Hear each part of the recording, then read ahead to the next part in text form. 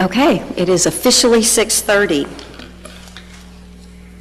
As authorized by Section 551.071 of the Texas Government Code, this meeting may be convened into closed executive session for the purposes of seeking confidential legal advice from the city attorney on any item on the agenda at any time during the meeting. The City of Bastrop reserves the right to reconvene, recess, or realign the regular session or called executive session or order of business at any time prior to adjournment. It is 6:30.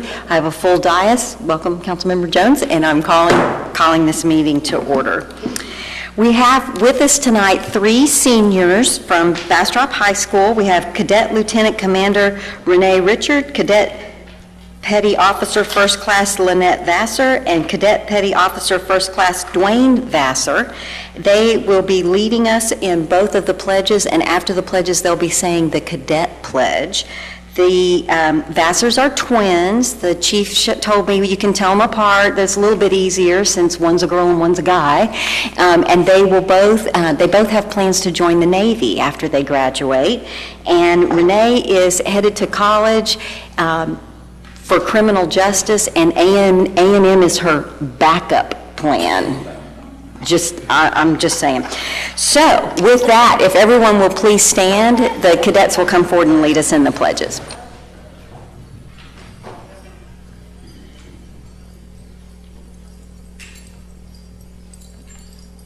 Detail. Halt. Face flags. I pledge allegiance to the flag of the United States of America and to the republic for which it stands, one nation, under God, indivisible, with liberty and justice for all. Honor the Texas flag. I pledge allegiance to thee, Texas, one state, under God, one and indivisible. Cadet Pledge. Ma'am, this cadet's cadet pledge is, I'm a Navy Junior ROTC cadet. I always conduct myself in manner to credit to my family, school, and Corps of Cadets. I'm in the future United States of America. I am loyal and patriotic. I will not lie, cheat, nor steal, nor tolerate those who do. I will always be accountable for my actions and deeds. I will respect good citizenship. I will work hard to improve my mind, strengthen my body. I will seek to demand leadership, stand, build, uphold, culture, the United States. Hoorah! About face.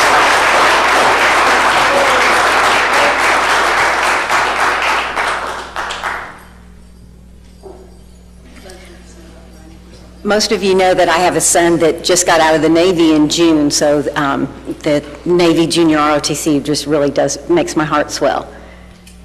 And the next item that we have on the agenda is the invocation, and the chaplain is not able to join us tonight, but Councilmember Ennis has graciously agreed to pray. He's very excited that he had 0.2 seconds to prepare for this. So if you will remain standing, he will give us our invocation tonight. Lord, we ask you for your favor on those assembled here tonight. Bless those of us as we make important decisions, and give us strength to face our future endeavors with clarity. Father, we thank you for this wonderful rain. We bless your name. Amen. Excellent job, Councilmember Ennis. Thank you very much for doing that. We can't help but notice that today is 9/11, and it's been 17 years, and I realized today that all of my grandkids came after 9/11. It's funny how you put things into a perspective. I wanted to remind the public that the art that is in our front yard is called Hither Dither, and it is in memory of 9/11. So I want that we keep those folks. There are people who are still dealing with the consequences of that with lost loved ones, and just thinking about them this evening.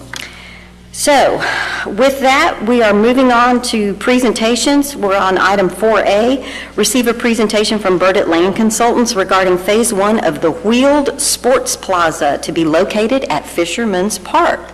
Mr. Job, you can introduce some folks for us tonight? So we're just going to give you an update on the process that came in and how we got to where we got to tonight. And I'm just going to introduce the folks from Burdett Land Design Consultants. Diana, you want to come up? And there's a new gentleman, I'm sorry, I just met him tonight, so I forgot his name, but what was your name again? Dale. Mr. Dale Clark. Thank you, Trey, Mayor, Council, and this is my coworker, Senior Landscape Architect with Burdett, Dale Clark. I'm Diana Wilson, and I would just like to say how great this has been to work with your Parks Planning Board and your city staff and your citizens of Bastrop over the past few months to put this master plan together for you for the Wheeled Sports Plaza to be located at Fisherman's Park. So I have a summary of the public input process, as well as 2 or 3 design plans that represent 3 different budgets. So, was there a, oh, there you are.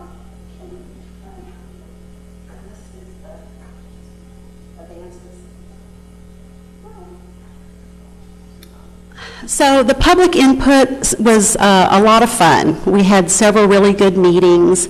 The first meeting was back in early April, and it was here at City Hall. And we got some good input about how they wanted a strong emphasis on a street course, maybe a skatable bowl element. The paths wanted to be where they could skate on the paths, perhaps an amphitheater for performing arts. Dirt tracks and mountain bikes and BMX courses came up over and over as being really popular as part of the survey, so BMX friendly. These are photos from that public meeting that was here at City Hall, as well as we also did a site visit that day, which was very informative. We asked them to draw some of their ideas of what they would like to see, and there are a lot of street skaters here in Bastrop, so you see a lot of elements that you would find on a street course, such as steps and rails, and but the upper left hand does describe a BMX course.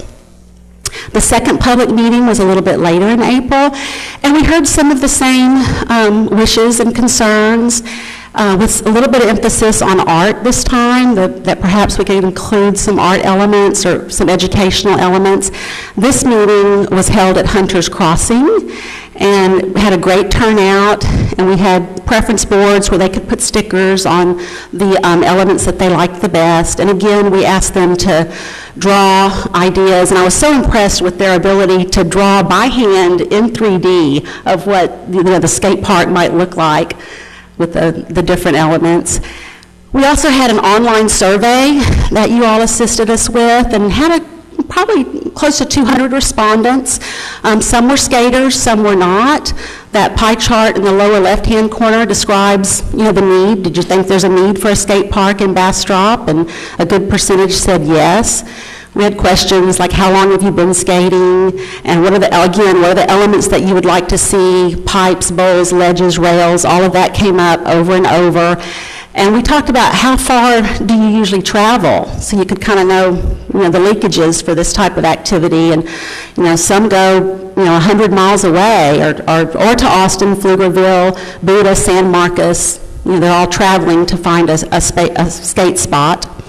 And I like the bottom pie chart because we asked, would you volunteer to help keep a public skate park clean, safe, and very nice?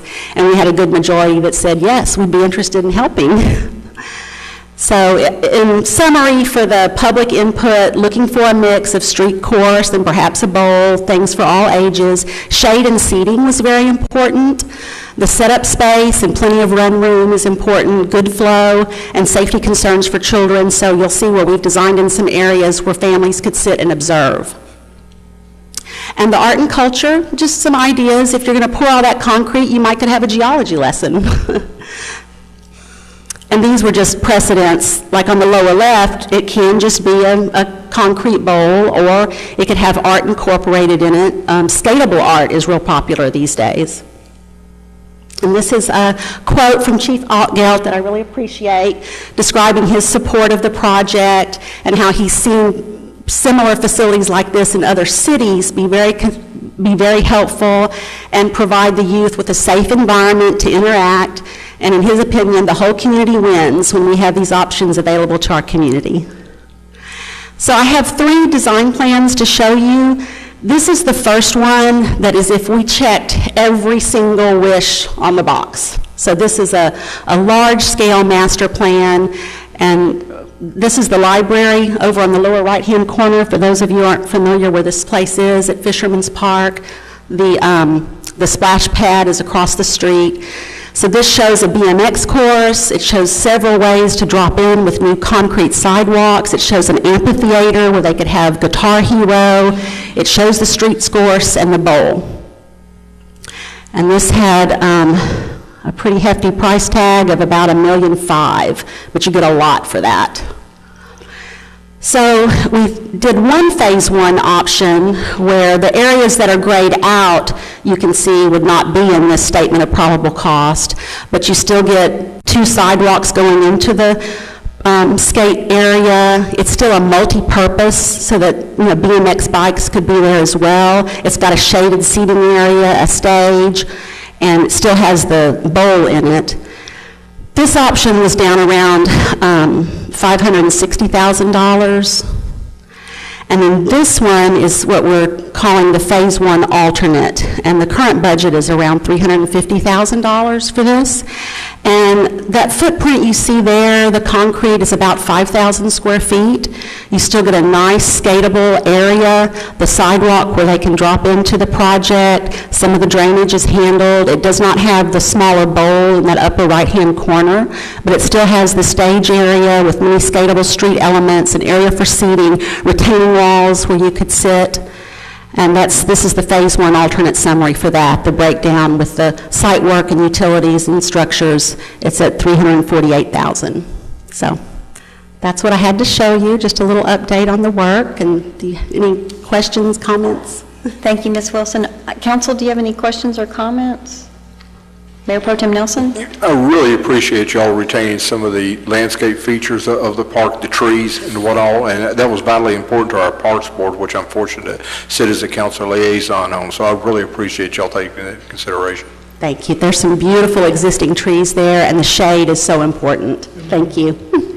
And it appears to me that, because I would think if we're able to acquire additional grants or whatever, then we could start moving to the other phases. So I like that we start with, that you started with the master wish list, because if we should happen to find funds through grants or other means, it would be nice to know where we're going. Councilmember Ennis?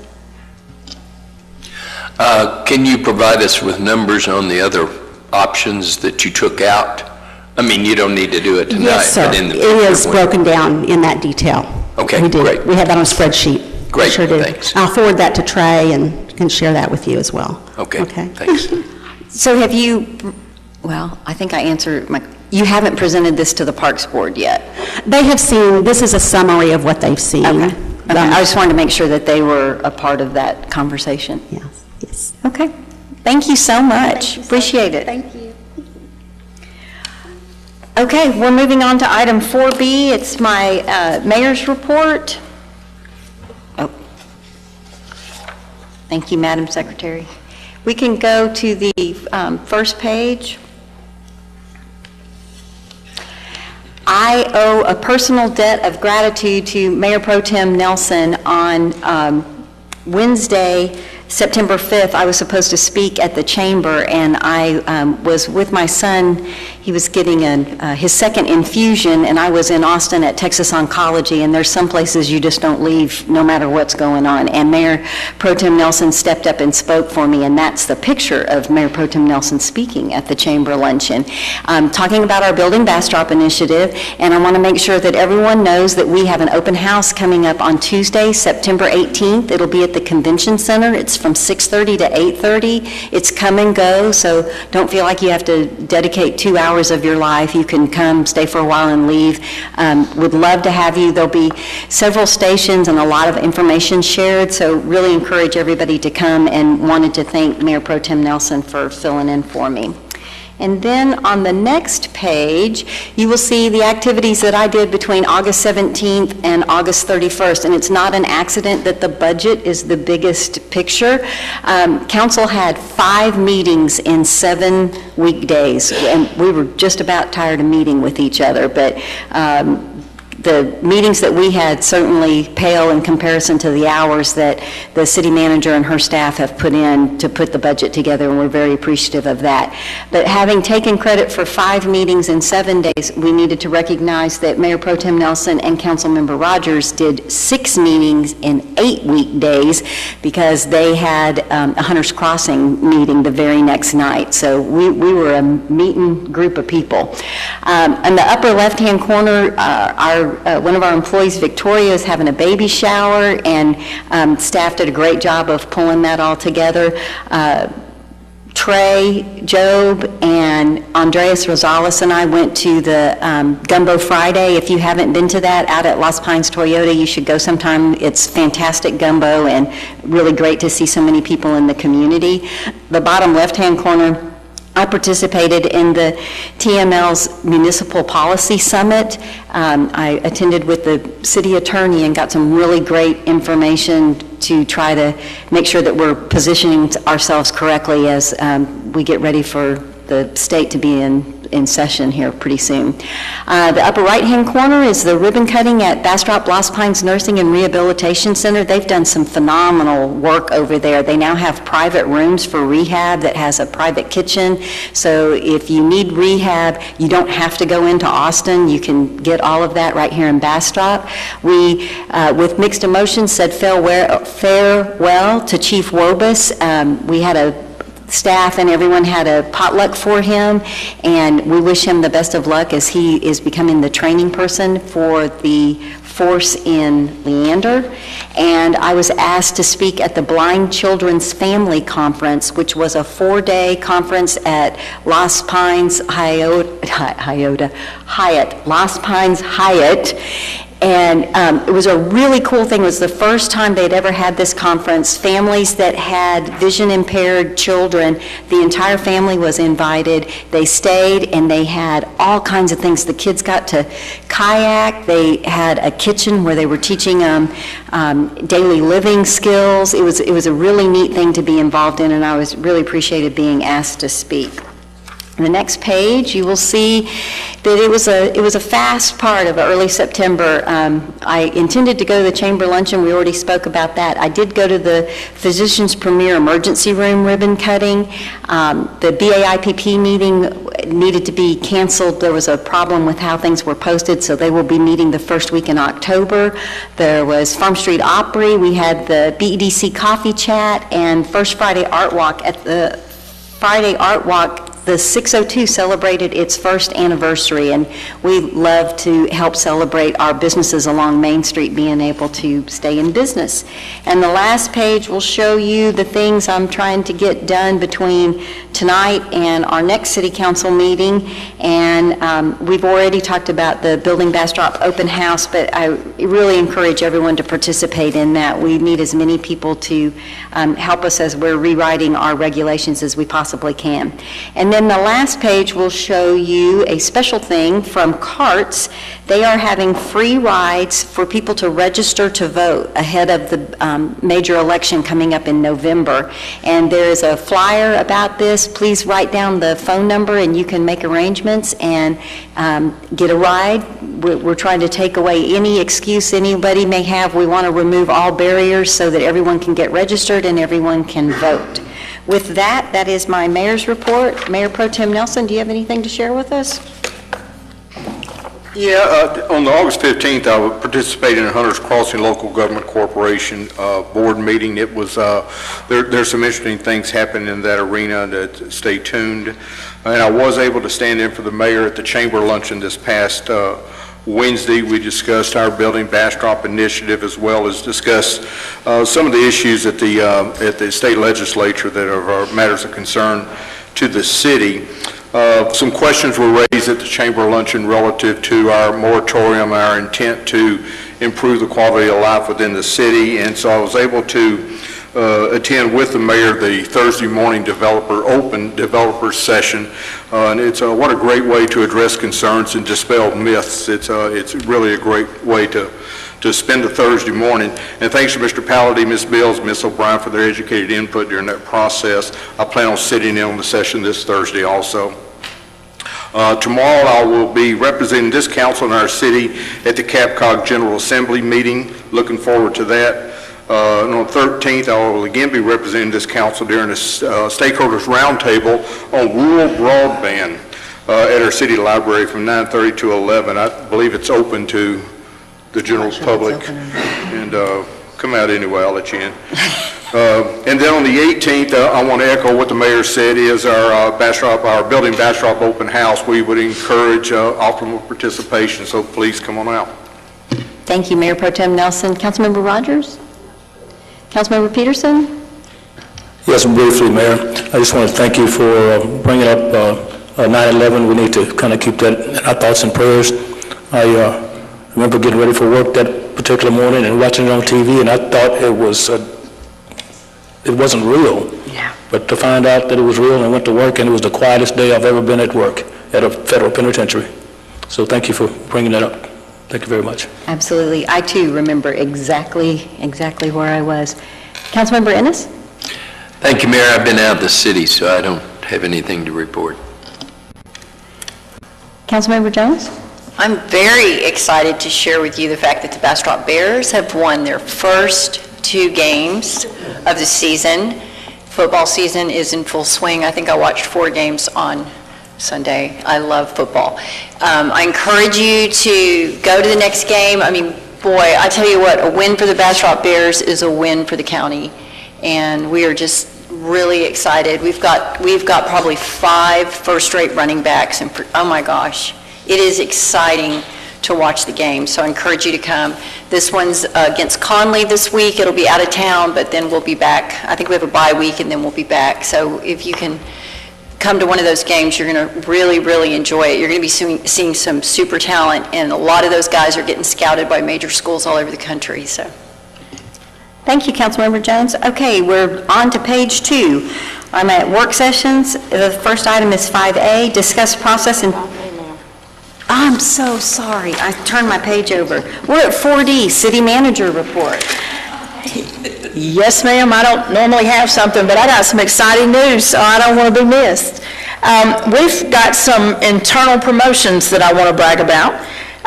Jerry Pallady has been our interim director of engineering, and to that I say thank goodness for grandchildren, because Jerry and his wife Linda have agreed to move to Bastrop because they have a grandbaby here.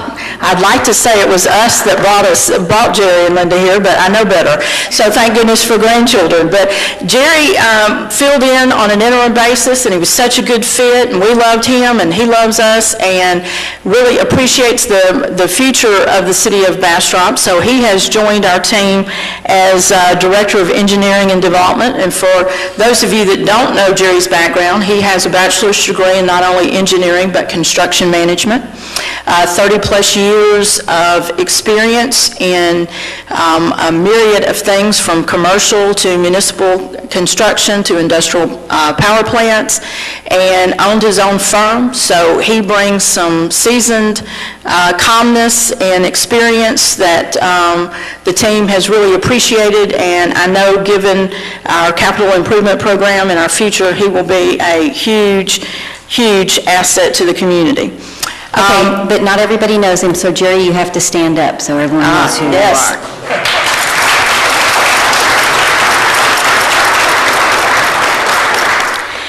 As the mayor said, Chief Mark Wobus left the city of Bastrop to become the training captain for the city of Leander, which is really a passion of Mark's.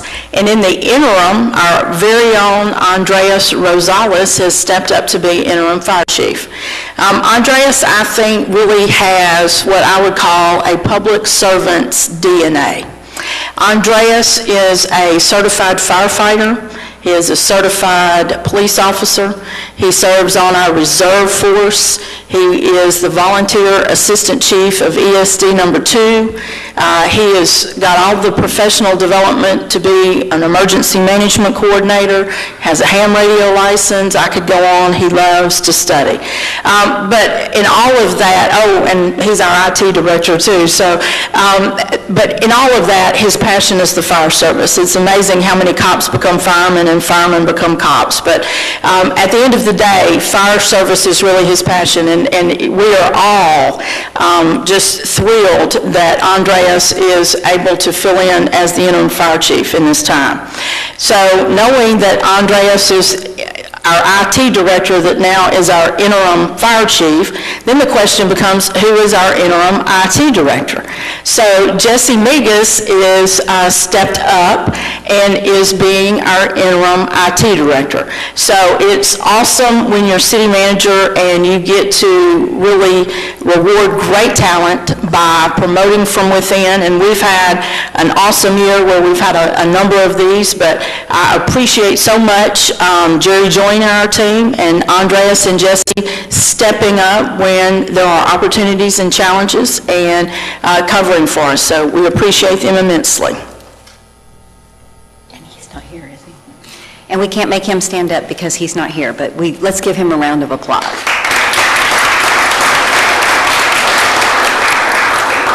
I thought he might be hiding behind Trey. I couldn't tell if he was back there or not. Okay, now we're moving on to item 5A. Discuss process and timetable for changing speed limit on Spring and Farm Streets east of State Highway 95 and CP Johnson Lane. Chief Altgeld. Thank you, Mayor, council members, city manager. Back on August 14th, when it first came up, and August 28th, our last meeting, when we talked about some concerns that were brought up by the public concerning speeding, the speed of traffic being diverted from State Highway 25 onto Spring Street and onto Farm Street, and then after being diverted to those streets, traveling down CP Johnson Lane and onto State Loop 150 or Chestnut. Public Works and the police department conducted a traffic survey to see if it would be appropriate to either change the speed limit and or make some modifications to the ability for traffic to turn left onto these roadways and to see what was taking place. So from Tuesday, August 28th through Tuesday, September 4th, we deployed our traffic counters, and then the police department did what we call close patrols of the area when they had available time to see if we saw violators or violations taking place.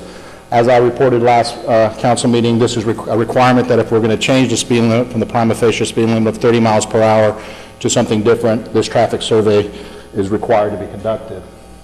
So we set up 3 traffic counters, one on CP Johnson Lane, just north of Loop 150, one on Spring Street, just to the east of State Highway 95, and one on Farm Street to the east of State Highway 95. I'll start with Farm Street first. For the entire week, we had a total vehicle count of only 136 vehicles. So when you divide that by 7, we're not having a lot of traffic during the daytime or during the 24-hour period. The max speed that we recorded was 37.1 miles per hour, which is 7 miles over the posted speed limit. The 85th percentile, which means 85% of the vehicles were traveling at a speed of 26.2 miles per hour, and the highest volume of time that we had was from 12 noon to 1 in the afternoon. 7.4% of the 136 vehicles that were traveling at a speed somewhere of 31 miles an hour, 37 miles per hour. When we moved, the close patrol was for the entire area, so you'll see this a little bit redundant, but over 4 hours and 36 minutes was spent by the 4 different patrol shifts that we have in the area looking for violations. Some stayed as long as 30 minutes, some drove through. We didn't count those times, but usually anywhere from 15 minutes to 30 minutes as calls are permitted, and we were not able to observe any traffic violations while we were there. Doesn't surprise me because people are on their best behavior when they see a black and white patrol car, but sometimes we catch people that aren't as observant. On Spring Street, we had 271 vehicles for the week. The maximum speed was 41.3 miles an hour, which is 11 miles over the posted speed limit. The 85th percentile speed was 25.9 miles per hour. 6.3% of the 271 vehicles were traveling over the speed limits, somewhere between 31 and 41 miles per hour. And once again, our highest peak time was from 12 to 1. Once again, we did the close patrol. And the one thing I missed on the previous slide, I apologize, we did a crash analysis. So for the last 2 years, we pulled all the accident reports that were in the vicinity, and not one accident for Spring Street or Farm Street was actually in the 1700 block of either one of those streets or as a result from exiting that street onto State Highway 95 or onto Loop 150. For CP Johnson Lane, we had 252 cars for the count.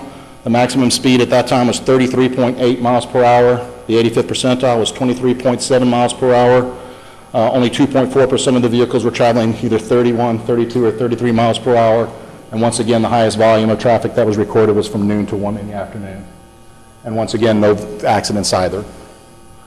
So if I'm a parent or a grandparent, which I have the pleasure of being both, and I'm standing outside and I see vehicles traveling, any vehicles looks like it's coming at a high rate of speed. So I'm not saying that the concerns that the citizens expressed on August 14th aren't valid, because they very much are. And any vehicle that's traveling quickly is scary when you have loved ones and children that are out and playing everything. But what I'm going to say is, based on the data that we have received and what we've looked at, and consulting with Mr. Job, we believe that the traffic enforcement conditions that are out there, i.e. the speed limit and the signs, are appropriate, and we recommend that no action be taken at this time. I'm available for any questions. Councilmember Jones? So my concern is that we're fixing to have a major change on that corner. And I personally would rather, because of the history of the neighborhood, the age of the people that are living up there, and I don't mean like their personal age, but just the amount of time those families have been up there, I really think that we should consider posting lower speeds to anticipate and control what's going to go in there, so that those changes conform to I guess the people living there are afraid that those changes are going to interfere. So I just say we get on the front of it and control that for that neighborhood, versus waiting to come back after that's already opened and then there's people speeding through there. I personally, because that's what this was about. This is about, there's a change that's going to take place there, and can we get on the front of it? So I personally still stand on the side, especially if we're looking at lower traffic counts in there and people are already traveling maybe these lower speeds. Let's just get in line with that and get in the front of this change, this major change that's going to happen in that neighborhood. Well, when we looked at the traffic counts, ma'am, one of the things that we did is we pulled some traffic counts. We had one on Oak Street, which was similar to the traffic route, and it was about the same, around 300 or 400 vehicles per week there. But then we did one not so long ago on Lower Lane, and that was 4,000 vehicles in a week period. So I'm not sure what you would recommend the speed limit to be, but the 85th percentile says that they're traveling at 25 miles an hour. So we're having voluntary compliance even with the lesser speed limit that would be there. You always have the option to redo the survey, like you said. It takes a week's time, but you direct the policy and we serve at your pleasure. So. Councilmember Ennis? I have two questions. One is with this threshold, what is the threshold that allows us to lower it? I mean, would this allow us to lower it, or is there some threshold that? My understanding, and the city attorney will correct me if I'm wrong, but we've complied with everything that we're required to by the statute. So if the council chooses to decrease the speed limit and lower it, then we're in compliance with the government code and the transportation code, and we can do so. Thank you. Ben? Yes, Mayor, Council, I agree with what the Chief said. All the legal requirements have been met. Now it's a discretionary decision for the council to put it where you think is appropriate. Thank you, City Attorney. Councilmember Ennis, you had a second question? Yes, we had talked about imposing a no left turn off of Johnson. Are we still? When we looked at that, the width of the street is not sufficient to put that sign in and put any type of physical barrier that, besides the sign being there, would be there. So, number one, the crash analysis suggests that any accident that took place there was traffic that was either hit from behind, either coming eastbound on State Highway 95, merging on from eastbound on Chestnut, merging from 95, or westbound on Chestnut, stop for the light, or coming out of the stripes that's across from the street there. So if we were going to do it and we were going to do it right, it would take some improvements. We'd have to widen the road to make a left-hand turn, and I can tell you from the crash analysis, we have not seen that to be a problem yet, sir. Councilmember Ennis, the Chief's exactly right, but it's slightly more complicated than that. Right at the edge of where we would need to expand is the concrete wall, and so it would be a very expensive proposition. We have visited with TxDOT regarding the options if the gas station were to purchase that property, In order for them to have a right turn only, they're going to have to make some improvements and add a decel lane to 21. And if they want to have a left-hand turn, they're going to have to expand the decel lane up the hill. And so either way, when they start working on the concrete area, we can make some improvements at that time. And Trey and I have talked about that at that point, we can then make it a right-only turn in anticipation of future construction. But right now, it's really cost prohibitive because that concrete wall is a retaining wall. So when we did anything, one thing leads to another, and it wouldn't be just preventing left-only turns.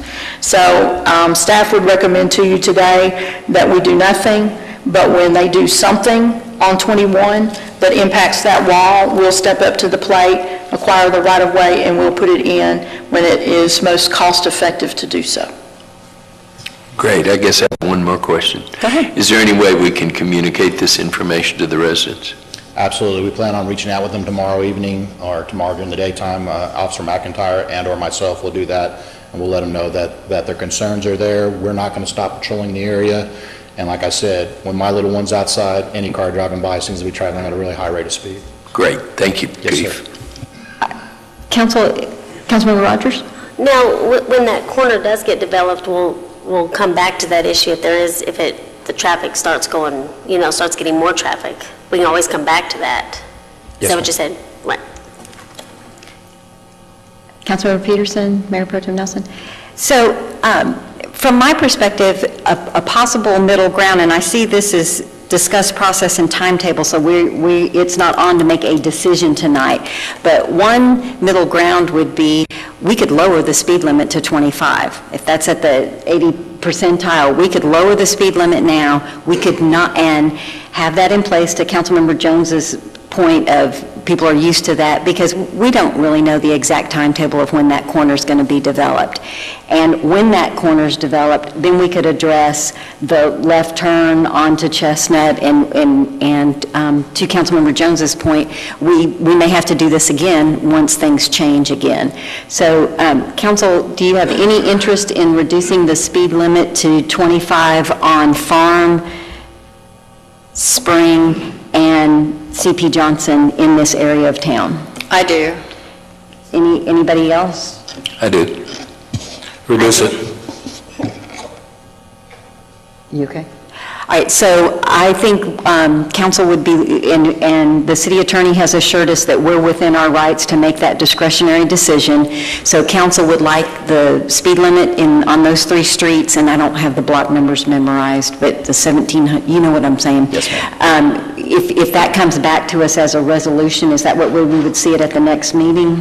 Yes, it will be on the next agenda. Yes, as an ordinance. Yes, ma'am.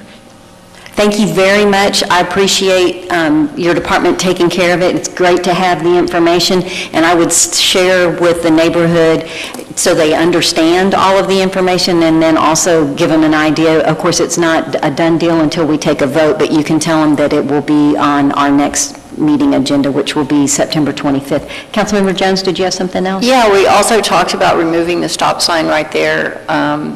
It's on the agenda. It's on the agenda later on as a resolution. Okay. Thank you very much, Chief. Okay, we are moving on to staff and board reports. I'm on item 6A, receive presentation of the customer portal phase 2 of the AMI meter replacement program. Ms. Moffitt. Good evening, Mayor and Council. For those of you that don't know me, I'm Tracy Moffitt, Supervisor for Utility Customer Service, and I'm here this evening to present an overview of the Utility Customer Portal that we're building.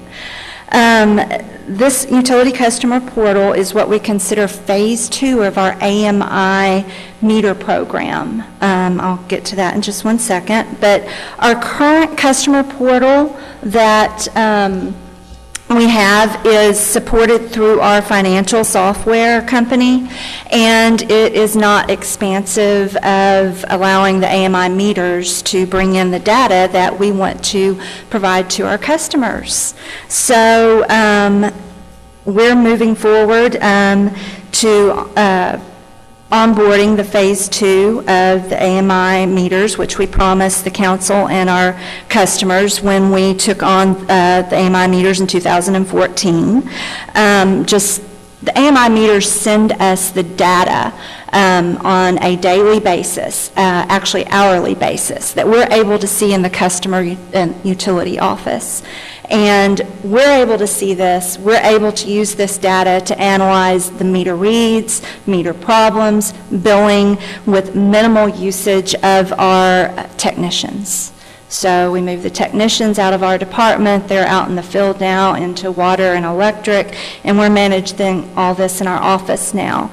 But the next leg of it is now to give this to the public, to our customers. And so that's what we're building currently. Our new program that is going to be hosted by Smart Energy, we went on a search to find them. We were looking for a company that would provide us with more options, showing the usage, outages, notifications, etc. And Smart Energy was the designated company that we saw fit all these profiles. So I am going to turn it over in a little bit more detail with Joanne Fletcher. She is Vice President with Smart Energy, and she's going to run through and give a full synopsis of what the program's going to offer us soon. Tracy, move forward towards the back to change the plate. This one's forward. Yeah. Okay. Oh, this table's far enough away, I may not need my glasses.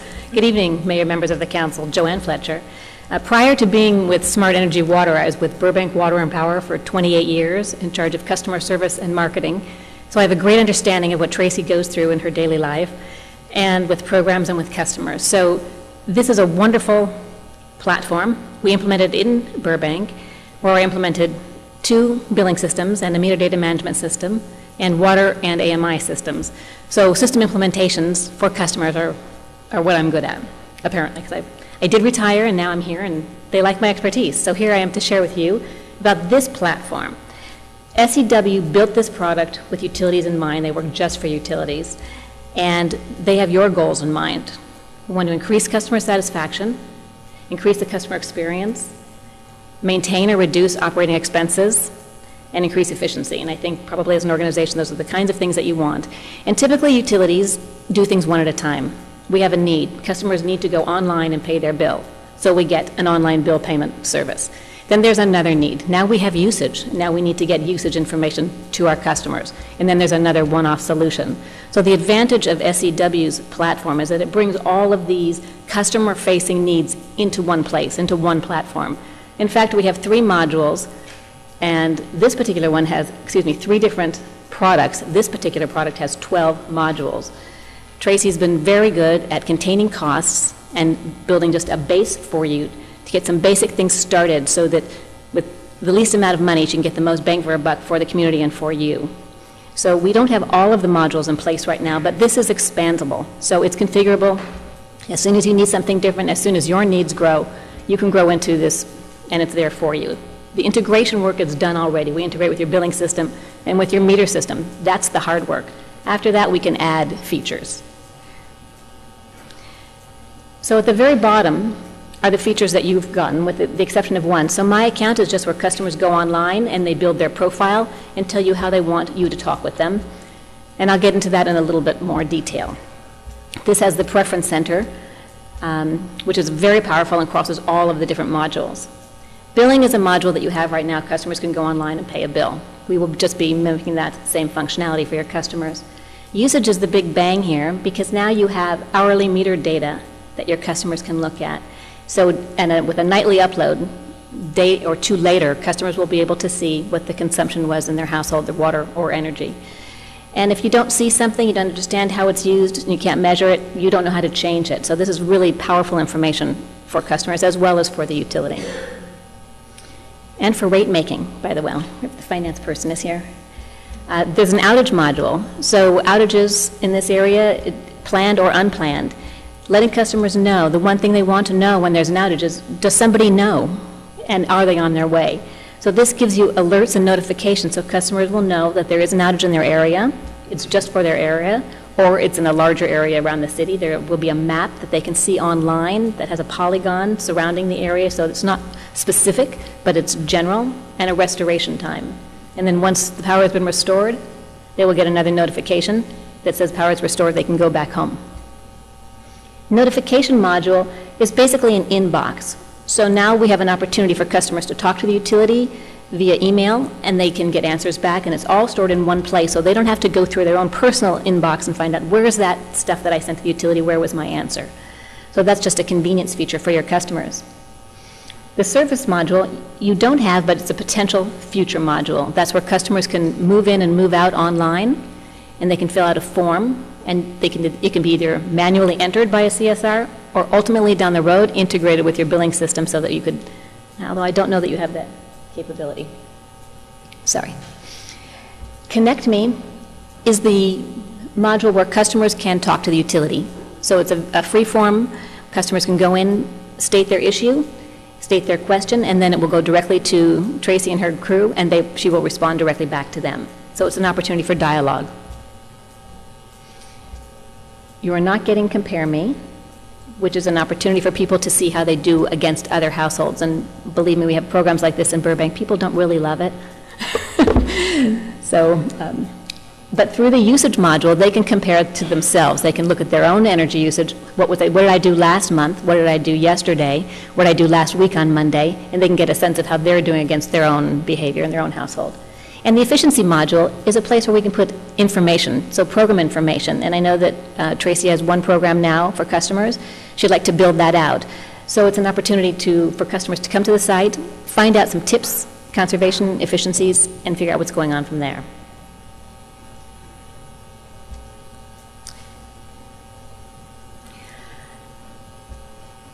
Before I move on to the specifics, I do want to say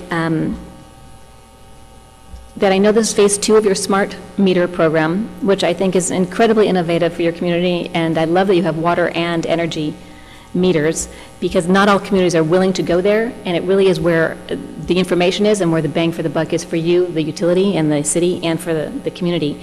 And I believe that meters are, in fact, the enabling infrastructure for our water and electric systems now, and this platform is the enabling infrastructure for you, for the community, and for the customer service arm now, as we move forward. This is the preference center. So this is my account, where customers build their account. They say, this is who I am, this is my address, this is my phone number. And this is, today, it's not the golden rule, treat others the way you want to be treated, is really not the case. People want to be treated the way they want to be treated, not the way you want to treat them. This is the opportunity for the customer to self-serve and tell you that. Please talk to me in this fashion. And this is for Colin, because this is my story. I think it was in Texas, and it was at night, it was pouring rain, and I got a push notification on my phone, and I did not have my glasses. I glanced at it, I saw FF, and I thought, fried food warning. Well, how did the hotel know what I had for dinner, and isn't it interesting that something must have happened in the kitchen? And they're telling me I may have a problem.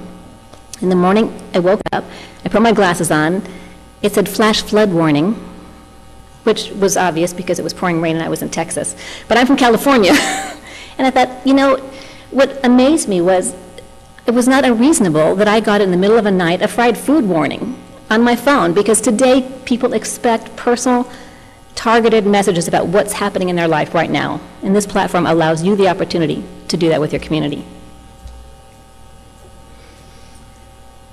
They have a choice. So if they want for billing, for example, to get a text, you don't have text.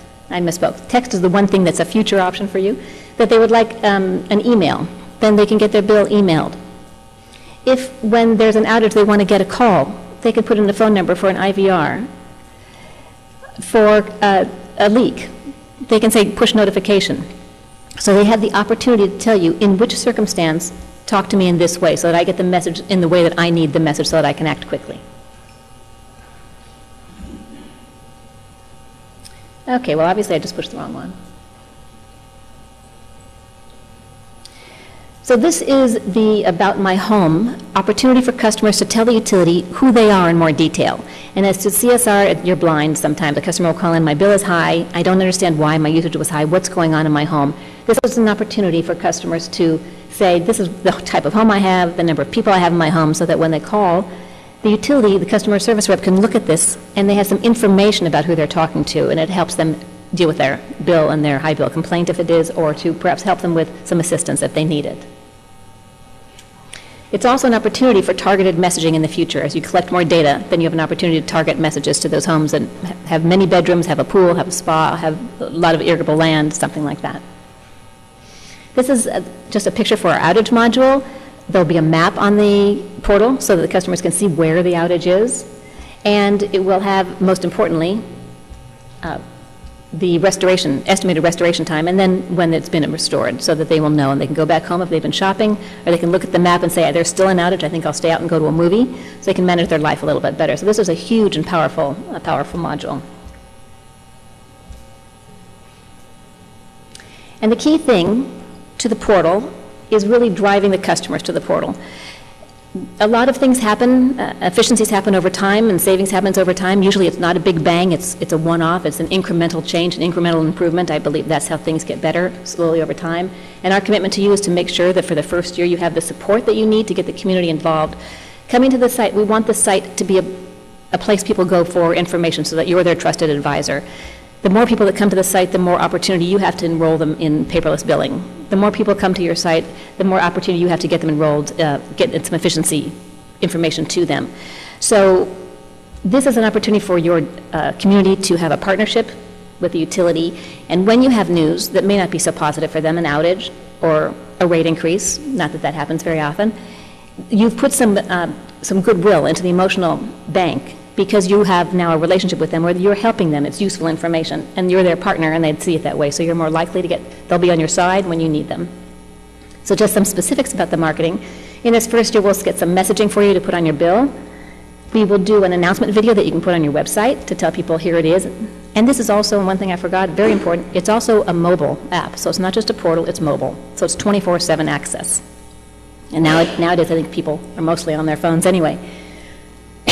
So there's social media posts that we can provide for you, and banners, email announcements, and postcards. So we'll be there to support you all throughout this full year to make sure that we have ongoing messages that are regular and consistent for customers to get them and drive traffic to the portal.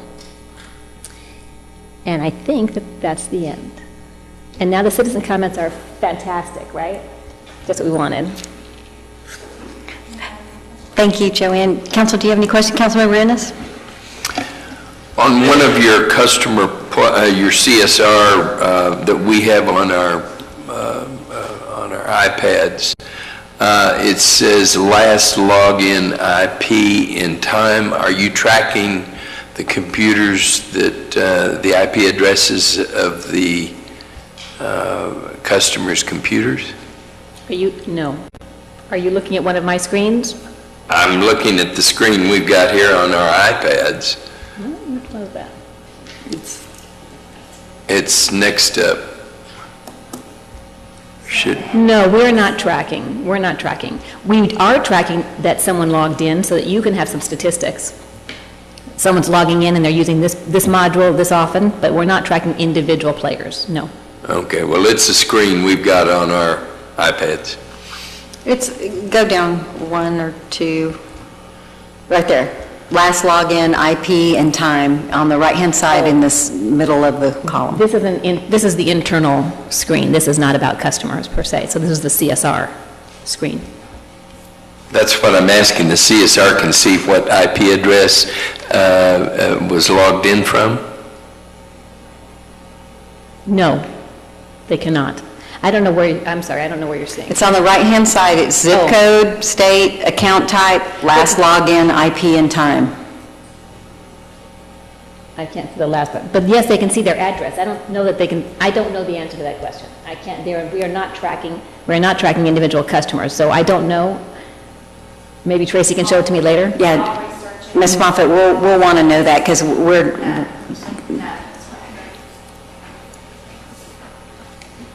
Oh, down there. I don't know. I don't know what that means, so we'll have to get back to you. All right. Councilmember Ennis has stumped the consultant. We'll give you guys a chance to research the answer. Councilmember Jones? So why do we not, and what would it take to get text messages? I have raised that question myself. No one I've ever done business with has told me they can't do text messages. And so we need to I'm move into the surprised. 21st century, so Yeah. that's an awesome. reason we can't, Please speak into the microphone because they can't hear you it is answer. added much more higher cost. We'll talk about it tomorrow. All right, awesome. Text. Yes. Okay, so we would like, council would like to know what that, y'all work out. If you can't find the money, we'll have conversation. Was that? Unless it's $1 gazillion, consider it handled. Councilmember Rogers? On the notifications, is there a way that they can notify you that it's out? Yes. Yes, Okay, so Yes. it's not, it's two-way there. yes, they can communicate to us as well if they have an outage. Currently, we work with phone calls and, this just gives them another option by having the app to, if they want to do it. So you'll be getting the alert, like if I tell you that we're out, you're going to get the alert right away, just as fast as me calling you, telling you that we're out? Right now, yes, we're having it set up to we'll also advance to our after-hours service, so it'll roll over and notify them as well, because we don't, we're not in the office 24/7, so. No? Yeah, Okay. so it'll also, so I did, forethink that as well. So Okay. I did That is an That's extensive a two-way. budget impact if we Right. make them work 24/7. Councilmember Peterson? Yes, just one quick question about the building. Now, there's different times throughout the year where our electrical provider will change their rates.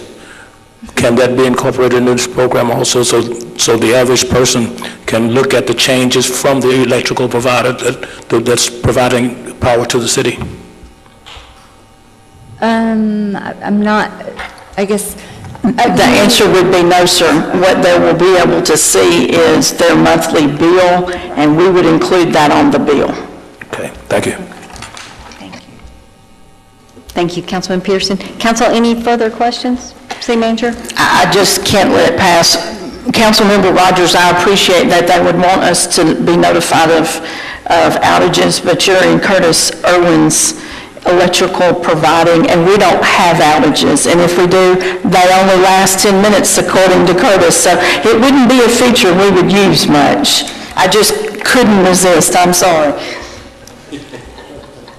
Thank you very much. We appreciate your time. Okay, council, we're moving on to citizens' comments, and I have one person signed up to speak, Terry Moore.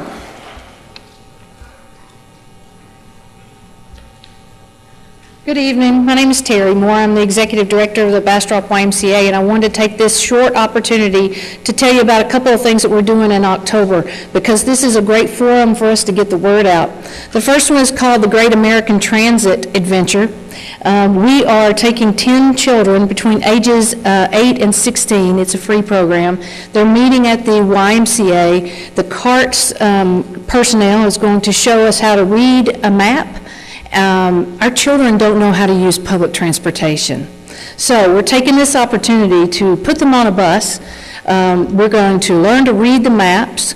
We're going to ride out to Burleson Crossing. We're going to have dinner at Double Dave's.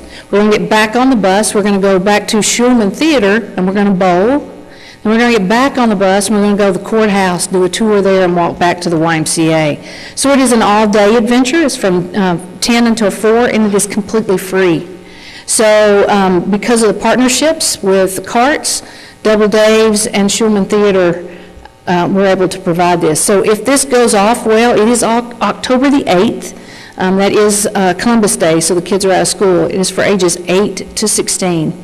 Please share that information so we can get the bus filled, so we can do it more often. The second thing is the YMCA is happy to announce that we are taking the lead on planning the holiday, the Halloween bash. We are partnering with the city and the library and the police and the parks department and then local community members for trick-or-treat vendors. We are moving the event to Bob Bryant Park. It will be October 31st. It is free to the public. It's from 5 until 8 p.m. We're looking for businesses to be trick-or-treat vendors. This is free. They don't have to pay to do it. They have an opportunity to promote their business to the large number of children that are trick-or-treating. So we're excited about it. We're excited to be able to provide a safe opportunity and to keep our tradition going as far as Halloween is in this community. So if you have any questions, I don't know if y'all can ask me questions during this time. Yeah, thank you, Ms. Moore. If you will send me an email on both of those, I will add those to my calendar, and so they'll be shown on the mayor's report. Yes, ma'am, I'll do that. Are the businesses supplying an activity also like they were before, or just It's the same event that we've always had. We are moving it to Bob Bright. You know, we moved it off of Main Street, moved it down into to Fisherman's Park, and logistically, it just didn't come together. Oh, I understand. I just making sure there's still. So we're doing exactly the same event. We've incorporated a cakewalk. We've got some bounce houses that have already been secured. We're excited about it. We're excited about the opportunity to create a community park and provide an opportunity for the community to come together. Thank you. Thank you very much.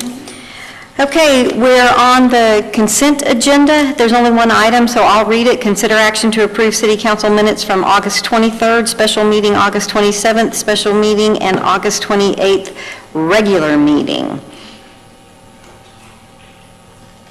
Move to approve. Second. I have a motion to approve from Mayor Pro Tem Nelson, a second from Councilmember Ennis. Is there any discussion? Madam Secretary, if you'll call the roll. Mayor Pro Tem Nelson. Yes. Councilmember Ennis. Yes. Councilmember Rogers. Yes. Councilmember Peterson. Yes. Councilmember Jones. Yes.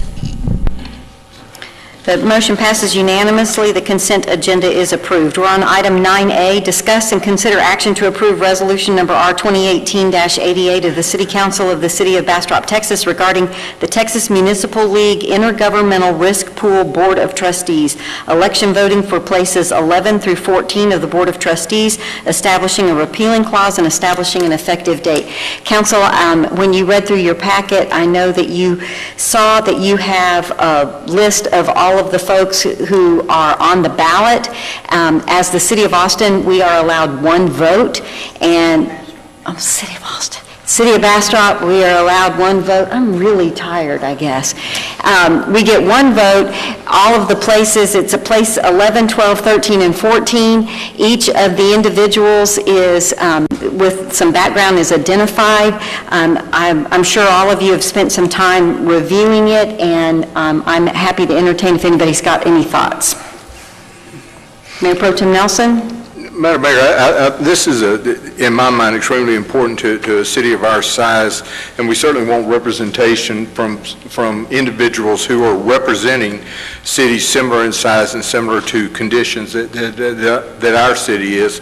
And with that, I'd like to recommend some of the names for nomination. For place 11, I'm recommending Rick Schroeder from the Helotes.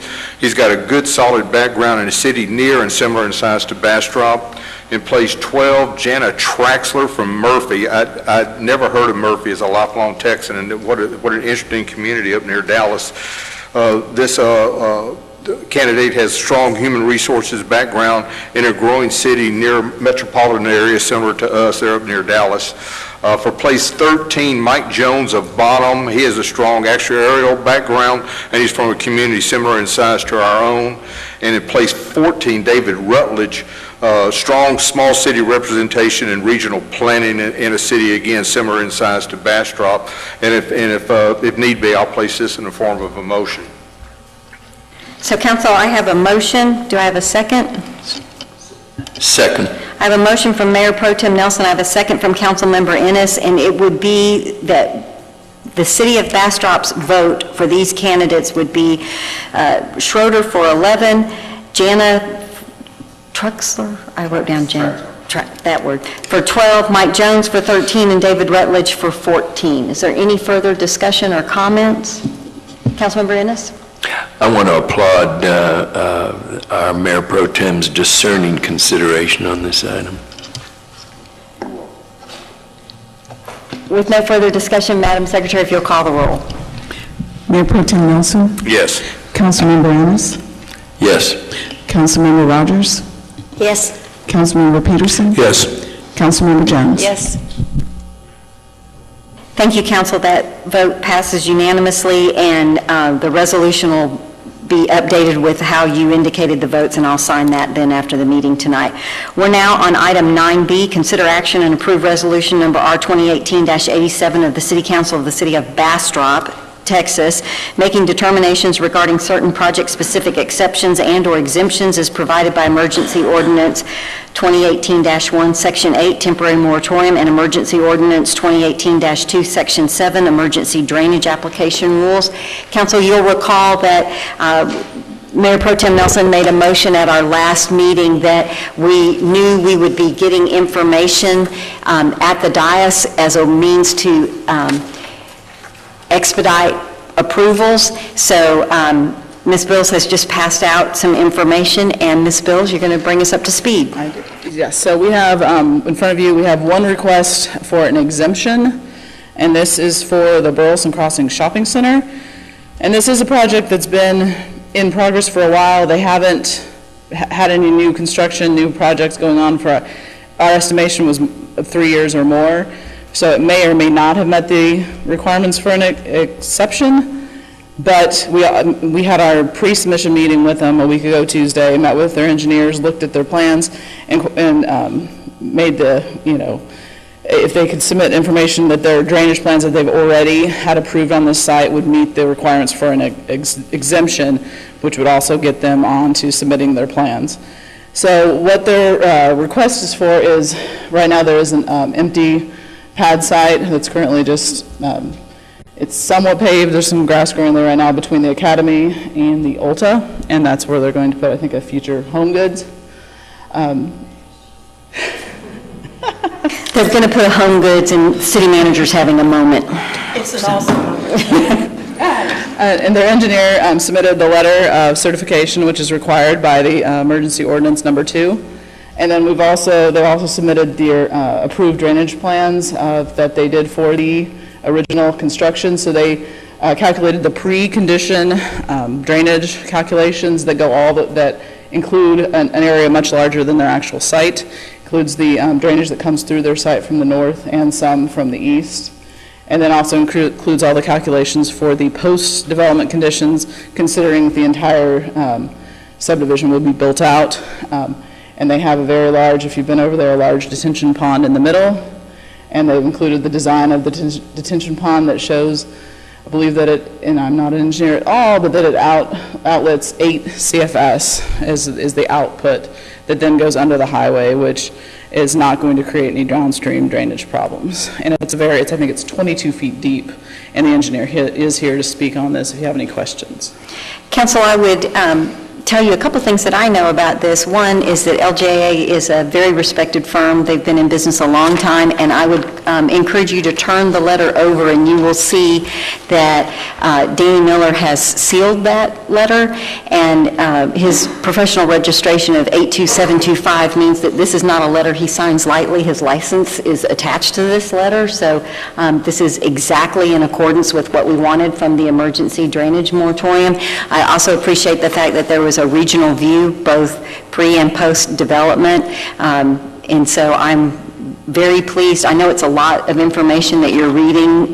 Ms. Bills did a great job of giving the summary, but I would encourage you to ask questions, but I can tell you that personally I think this is exactly, and Ms. Bills, you're indicating this is completely in compliance with what we approved in our ordinance. Yes.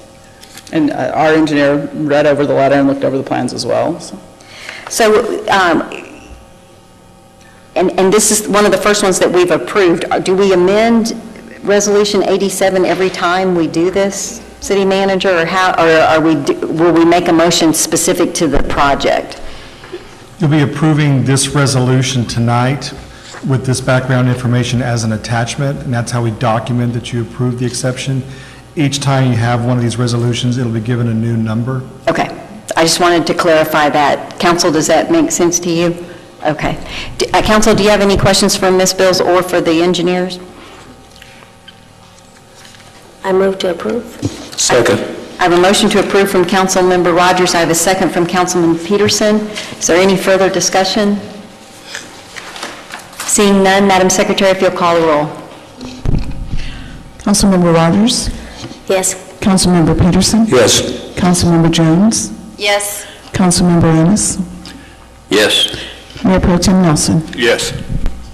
Thank you, Council. The motion passes unanimously. Thank you very much, gentlemen. That's a whole different item. She wants to know when she can shop at Home Goods, but I believe they're actually ready to submit the plans now, so that will be their next step. Okay, great. So they're ready to submit plans.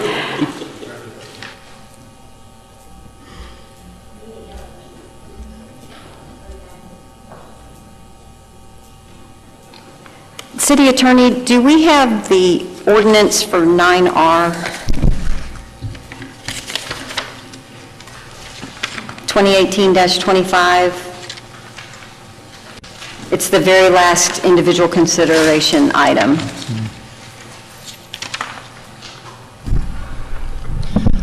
No, Madam Mayor, this made the agenda on the agenda item, but at the last moment, staff decided to request you table it and not act on it, and we'll bring to you a different draft of that at a future meeting. Excellent, thank you. So we are pulling item 9R, so if you're in the audience waiting on 9R, we will be pulling that. I was mentioning it because when we were in drainage, I was going to keep us in that same vein and take care of it.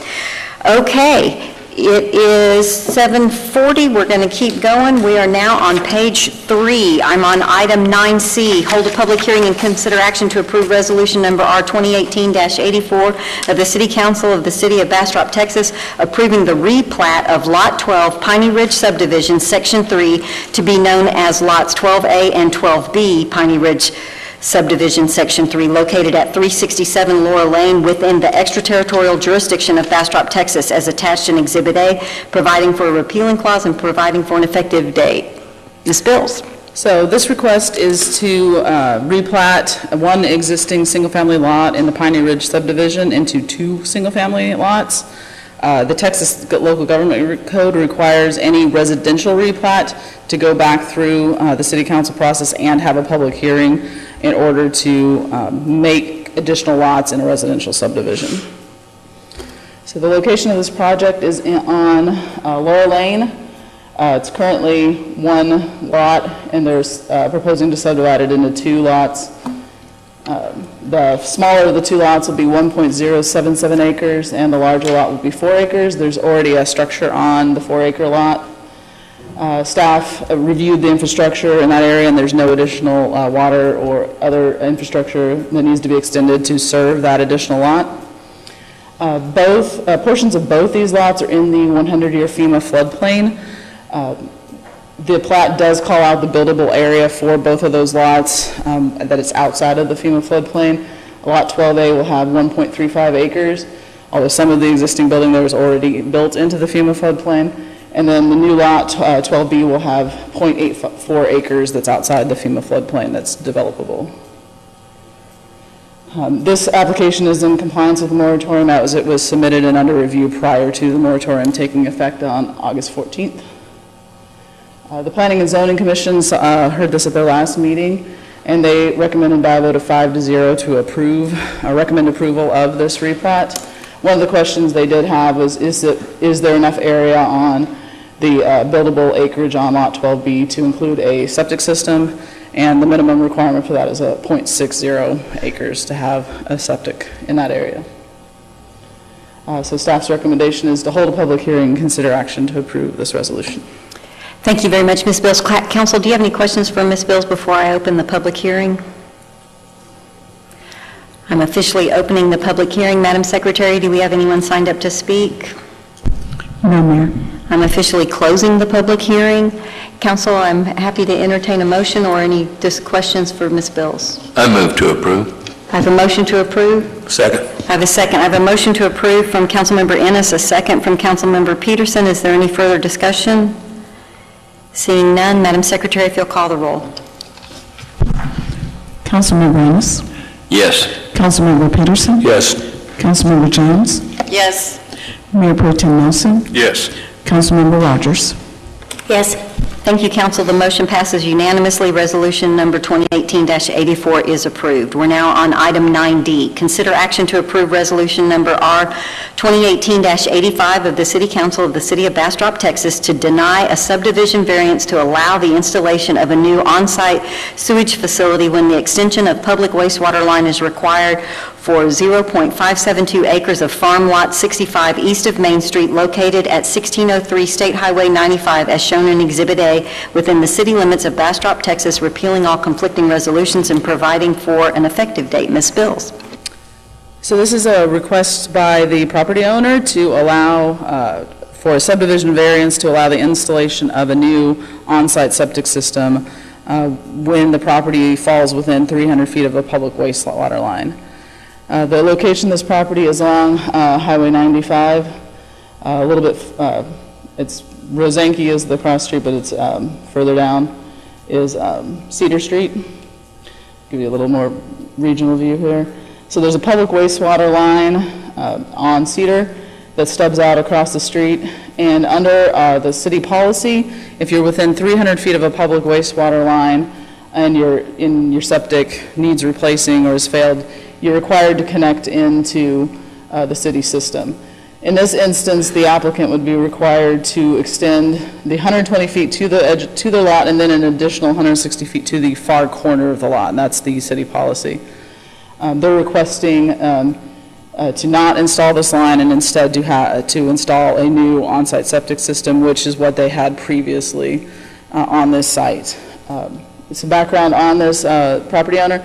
This house got flooded in the 2015 floods, and after that had to move out, and it just this spring applied for a demolition permit to demolish the home that was there. At that point, the septic was assessed that the current one could not be used and a new one would have to be installed, and this is when this requirement got triggered. So our policy does allow for a variance to the subdivision requirements if a hardship can be shown, and that's a provision that City Council can approve those variances. So this is a policy decision that staff is recommending in this situation. Denial, because it's our policy that if you're within 300 feet, you need to connect, and the applicant's asking for a waiver of that requirement through the subdivision variance process. This also was submitted prior to August 14th, so it's been in review and in compliance with the moratorium requirements. At the Planning and Zoning Commission, they recommended approval of the subdivision variance by a vote of 5 to 7. Their considerations were that the new line would only serve one house. The surrounding property around this one single-family property is large and undeveloped, and that a future developer will have to extend considerably more line in order to serve this area to bring future development to that side of the highway. And the property owner has pointed out also that there's several large oak trees in the right, I think oak trees in the right-of-way that will either have to be bored under or removed, and the manhole cover at the corner of Cedar is about 11 feet, maybe a little deeper to connect into. So those were the considerations that they asked for the subdivision variance. Staff is recommended to deny the subdivision variance based off of the existing city policy. Thank you, Ms. Bills. Council, any question for Ms. Bills? Mayor Pro Tem Nelson?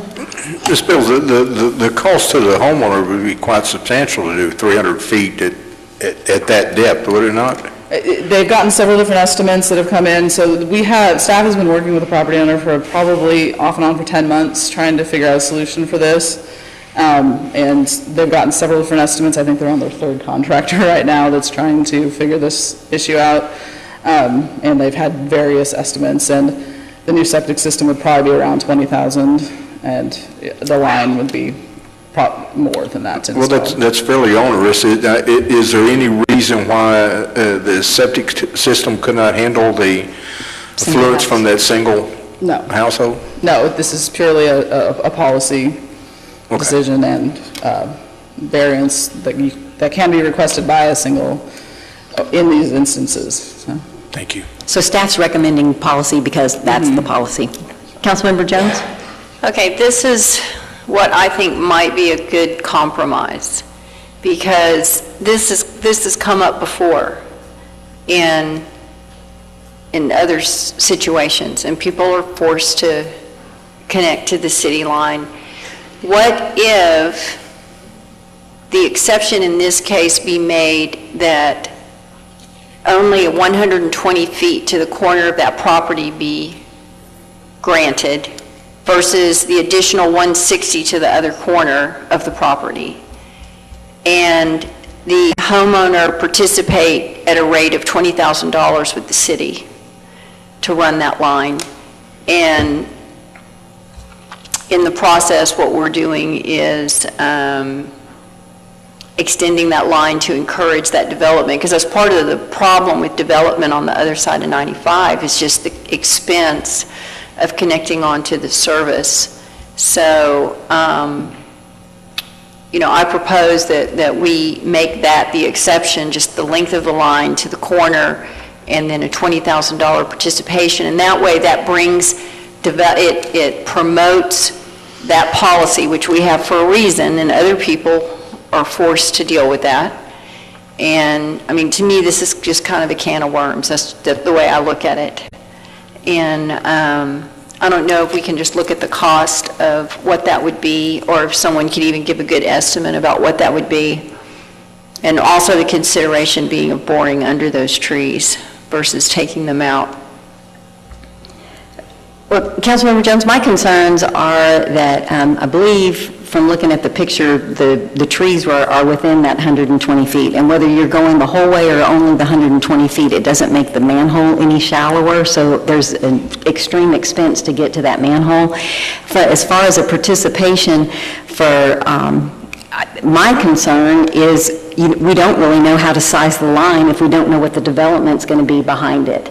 And the market tends to take care of itself, and there will be a point that the purchase of that property, the feasibility will include extending the utilities. And at some point, maybe far, far from now, this property owner may not own this house forever, and there's a very good chance that when it's developed, they can tie straight into that manhole.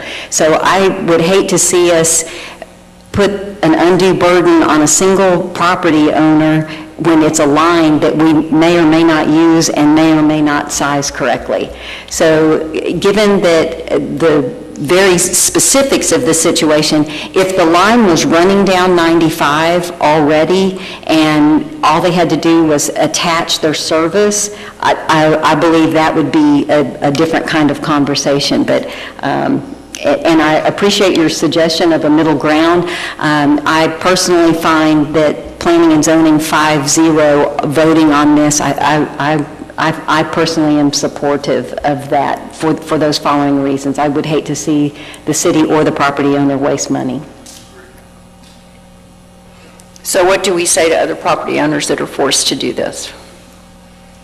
I think the reason that this is a variance is it's a case-by-case basis, so I think we address the next case when the next case comes and make reasonable decisions. That would be my suggestion, but as we all know, I don't get to vote. I just get to try to talk you into voting. Councilmember Rogers? I move to approve the variance. I have a motion to approve. Second. I have a second from Mayor Pro Tem Nelson. Is there any further discussion from anyone? Madam Secretary, if you'll call the roll. Councilmember Rogers? Yes. Mayor Pro Tem Nelson? Yes. Councilmember Jones? No. Councilmember Ennis? Yes. That's 3-1, and Bill's not here. So it passes? Yeah, yes, okay. So Mr. Peterson stepped off. It's 5 votes. The majority is 3, so the motion passes, and the variance is approved. Thank you, council.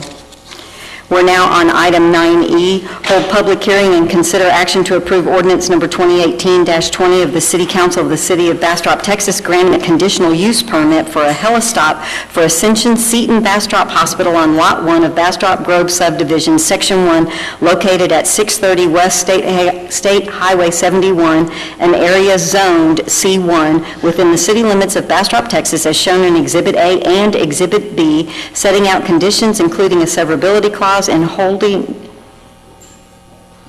and establishing an effective date. I got lost in there, sorry. Ms. Bills, we're on 9E, let's go. So this is a request to approve a conditional use permit to allow a helistop at the new Seton Hospital that's currently under construction. They're in the process of putting in the site utilities. The helistop allows for the landing and taking off of helicopters, but does not allow refueling or storage facilities for helicopters at that location. The site is the Bastrop Grove Phase 1. The Seton Hospital is being built around that location. The underlying zoning is Commercial 1, and a CUP is required in this instance. Currently, the lot's under development. It's been a field. And it's currently surrounded by other agricultural uses. The site plan shows the hospital will be here with their parking to the front and the west, and the helistop will be on the east side of the property. They've shown the flight paths. They'll probably typically use the one to the north, but I guess the FAA likes to have a second option in case there's high winds to go two different directions for taking off and landing. The applicant also provided a kind of larger view that for the flight paths, that at the property lines when the helicopter leaves the site, that at the north property line of the subdivision, the helicopter would be at a height of 85 feet at that point. And when it leaves at the southern flight path, it would be approximately 87 feet in the air. So they kind of go straight up and then start to go out. And then from the adjoining property line, there's approximately 108 feet from the property line to the helistop to the adjoining property. The Section 33.2 has 5 conditional use permit regulations requirements that the use is harmonious and compatible with the surrounding land uses, proposed or existing. Currently, the surrounding uses are vacant or farmland. The future land use for this area will be a mix of large and small scale commercial uses that are compatible with the commercial zoning district. The activities requested by the applicant are normally associated with the permitted use. The hospital is a permitted use within this district, and a helistop and emergency facilities are associated uses. The nature of the use is reasonable. The helistop only allows for taking off and landing, and our understanding is it's mostly for transporting people from the hospital. So people will be brought in by ambulance, and then they'll be used to transport out of this location. And in talking with the architect, the noise that's created from the helistop, the helicopters, is comparable to a siren on an EMS vehicle. Any negative impact on surrounding areas has been mitigated. The flight path has been marked and will not impact the adjacent property to the east. And then any additional concerns, then staff didn't note any concerns. There's 3 standard requirements: the construction be in conformance with our regulations, all necessary permits are acquired, and that the permit be applied for and secured within 1 year of the CUP being approved at council. This application was also submitted prior to the moratorium. Planning and zoning they recommended approval with some comments that they would like to see the applicant move any parking outside of the 100-foot kind of area of the helipad. That's kind of the area that gets most impacted when a helicopter takes off and lands, and if people have unsecured stuff in their trucks that can blow out. The applicant looked and they had 2 parking spaces within that area that they're looking to move out of that 100-foot area. They also spoke with the adjacent property to the east, and the applicant showed or presented that the sound dissipates 300 feet from the location, so the sound decibels taper off at that 300-foot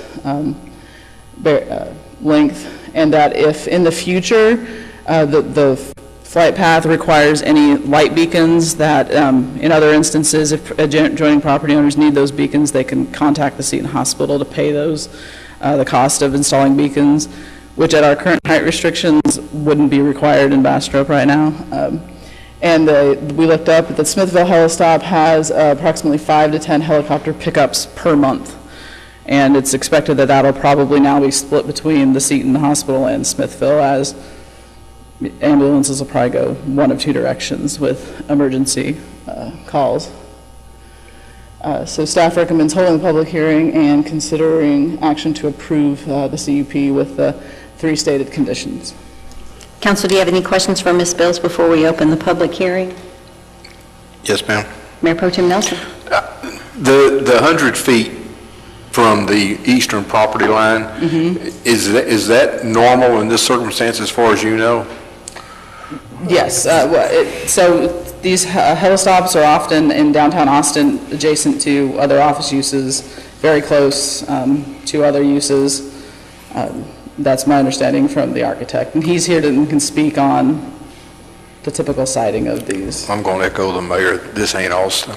I will agree. But I mean, but we just alluded to the fact that the sound dissipates at 300 feet. We're talking about 100 feet. I just wondered what kind of noise mitigation, what kind of buffer we're putting between the helipad and the property owner to the east. I mean, and I'm speaking this from a point of pure ignorance. I'm not sure what the appropriate process is, what the appropriate buffer should be, and if this is the norm or if we're squeezing it in. Jennifer, zoning around it is another thing to look at. Mayor Pro Tem Nelson, I worked in a community that had a hospital and a residential subdivision, and the helipad was situated in the middle of the property with houses on both sides. And I believe the zoning on both sides of this is commercial, is it not? Yes. So the sound does dissipate. In a residential situation, we would suggest some buffering and some sound barriers with trees and things like that. Most because of when the helicopter is dialing down, the sound that the rotor makes becomes an issue. But I think with the surrounding uses being commercial, it will take care of itself for the adjoining property owner if it's something other than commercial. I don't know if that answers your question, but in the area where it was in a residential neighborhood, only the property owners that backed up to that did we have issues with, and they worked with plant materials and things like that and directed the light to not be an issue, but since it's commercial, I really wouldn't anticipate an issue. Great, I'm satisfied, thank you. Council, any other questions before I open a public hearing? I'm officially opening the public hearing to consider ordinance number 2018-20. Madam Secretary, do we have anyone signed up to speak? No, Mayor. I'm officially closing the public hearing, and I am happy to entertain a motion, or if we have further questions for staff. I'd like to move as presented with one exception, and that being that the architect is allowed to position parking as designed with the stipulation that it is safe, which I don't think that they would put parking where it's not safe, but I just want them to have control over what's typical and customary for that sort of design. So your motion would not include what planning and zoning, I believe what you're saying is you're recommending that the ordinance be approved as submitted. Is that correct? Yes. Okay, I have a motion. Second. I have a motion from Councilmember Jones. I have a second from Councilman Peterson. Is there any other questions or discussion? Wait, I want to be clear what you just interpreted as what I said. Okay. That I'm asking that the architect have control over the design of the parking without the stipulation. So I believe they've submitted what they want, and planning and zoning is trying to have them move to parking places, and I think you're saying you're not making your motion that they have to move the 2 parking spaces. You're saying they have to have safe parking. Yes. And I believe they submitted what they believe to be safe parking. So Okay, I just wanted to be clear. No, that's great. Thank you very much. Okay, yes, that's exactly what my motion was. Okay, so the motion is to approve as submitted, and I have a second from Councilmember Peterson. If there's no further discussion, Madam Secretary, if you'll call the roll. Councilmember Jones? Yes. Councilmember Peterson? Yes. Councilmember Ennis? Yes. Mayor Pro Tem Nelson? Yes. Councilmember Rogers? Yes. The motion passes unanimously. Council, it is 8:04. I recommend that we take a 5-minute recess. It is 8:04, and we are in recess.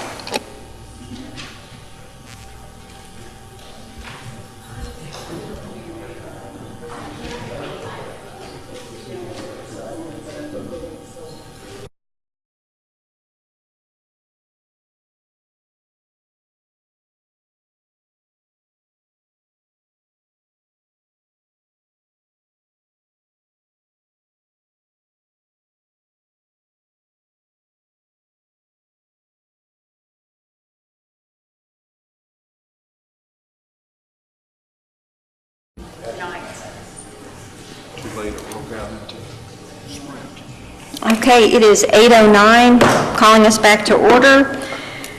We are on item 9F, consider action to approve resolution number R 2018-82 of the City Council of the City of Bastrop, Texas, approving a proposal to perform the duties of an alternate city engineer, providing staff augmentation for tasks such as construction management and manage regional infrastructure improvements, including streets, drainage, water, and wastewater, to Strand Associates for an amount not to exceed $15,000 as attached in Exhibit A, authorizing the city manager to execute all necessary documents, providing for a repealing clause, and establishing an effective date. Mr. Jobe.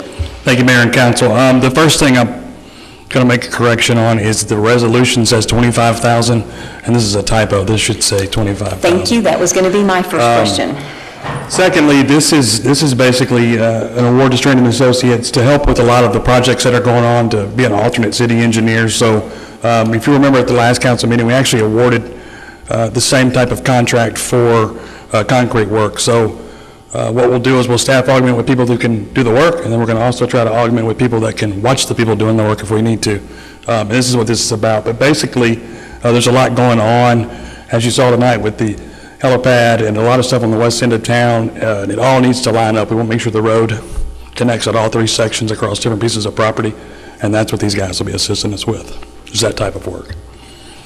Council, I'm extremely glad that staff is taking this approach, because although we would like to add additional staff from a fiduciary standpoint, it allows inspection fees to cover the cost of this, and it gives good service, and it lets us keep our staff at an appropriate size until we're able to make a major change. That's essentially what you're trying to do. Correct. And this is a not to exceed amount, but well, not that amount, the 25,000. But yes, you're absolutely right. We can cover that with fees.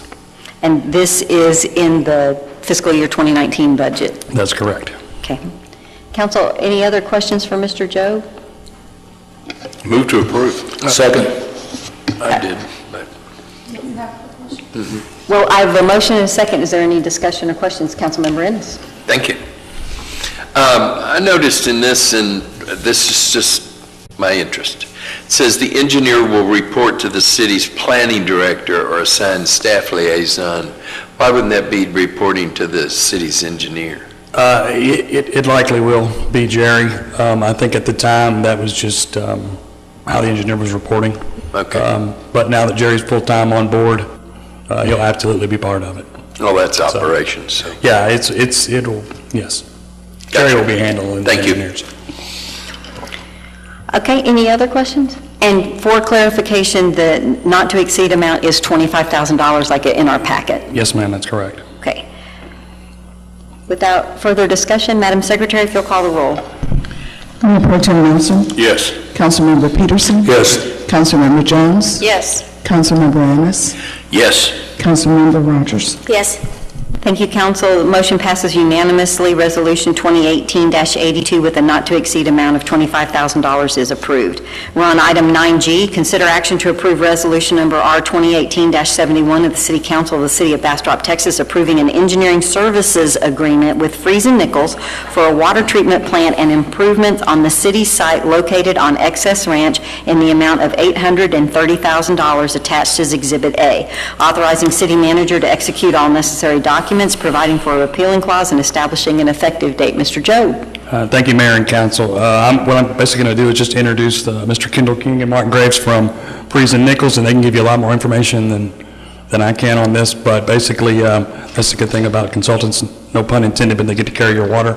Okay, but So- before the consultants come up, I have a Yes. question for you. Okay, I got an When answer. I read the resolution, it talks about that we are acquiring the additional 3,000 acre feet, and from a council's perspective, we think we approve that, and I don't want the community to be confused, so I would like you to speak to that. I will gladly explain it. So, you're absolutely correct, you did approve the purchase of the additional 3,000 acre feet.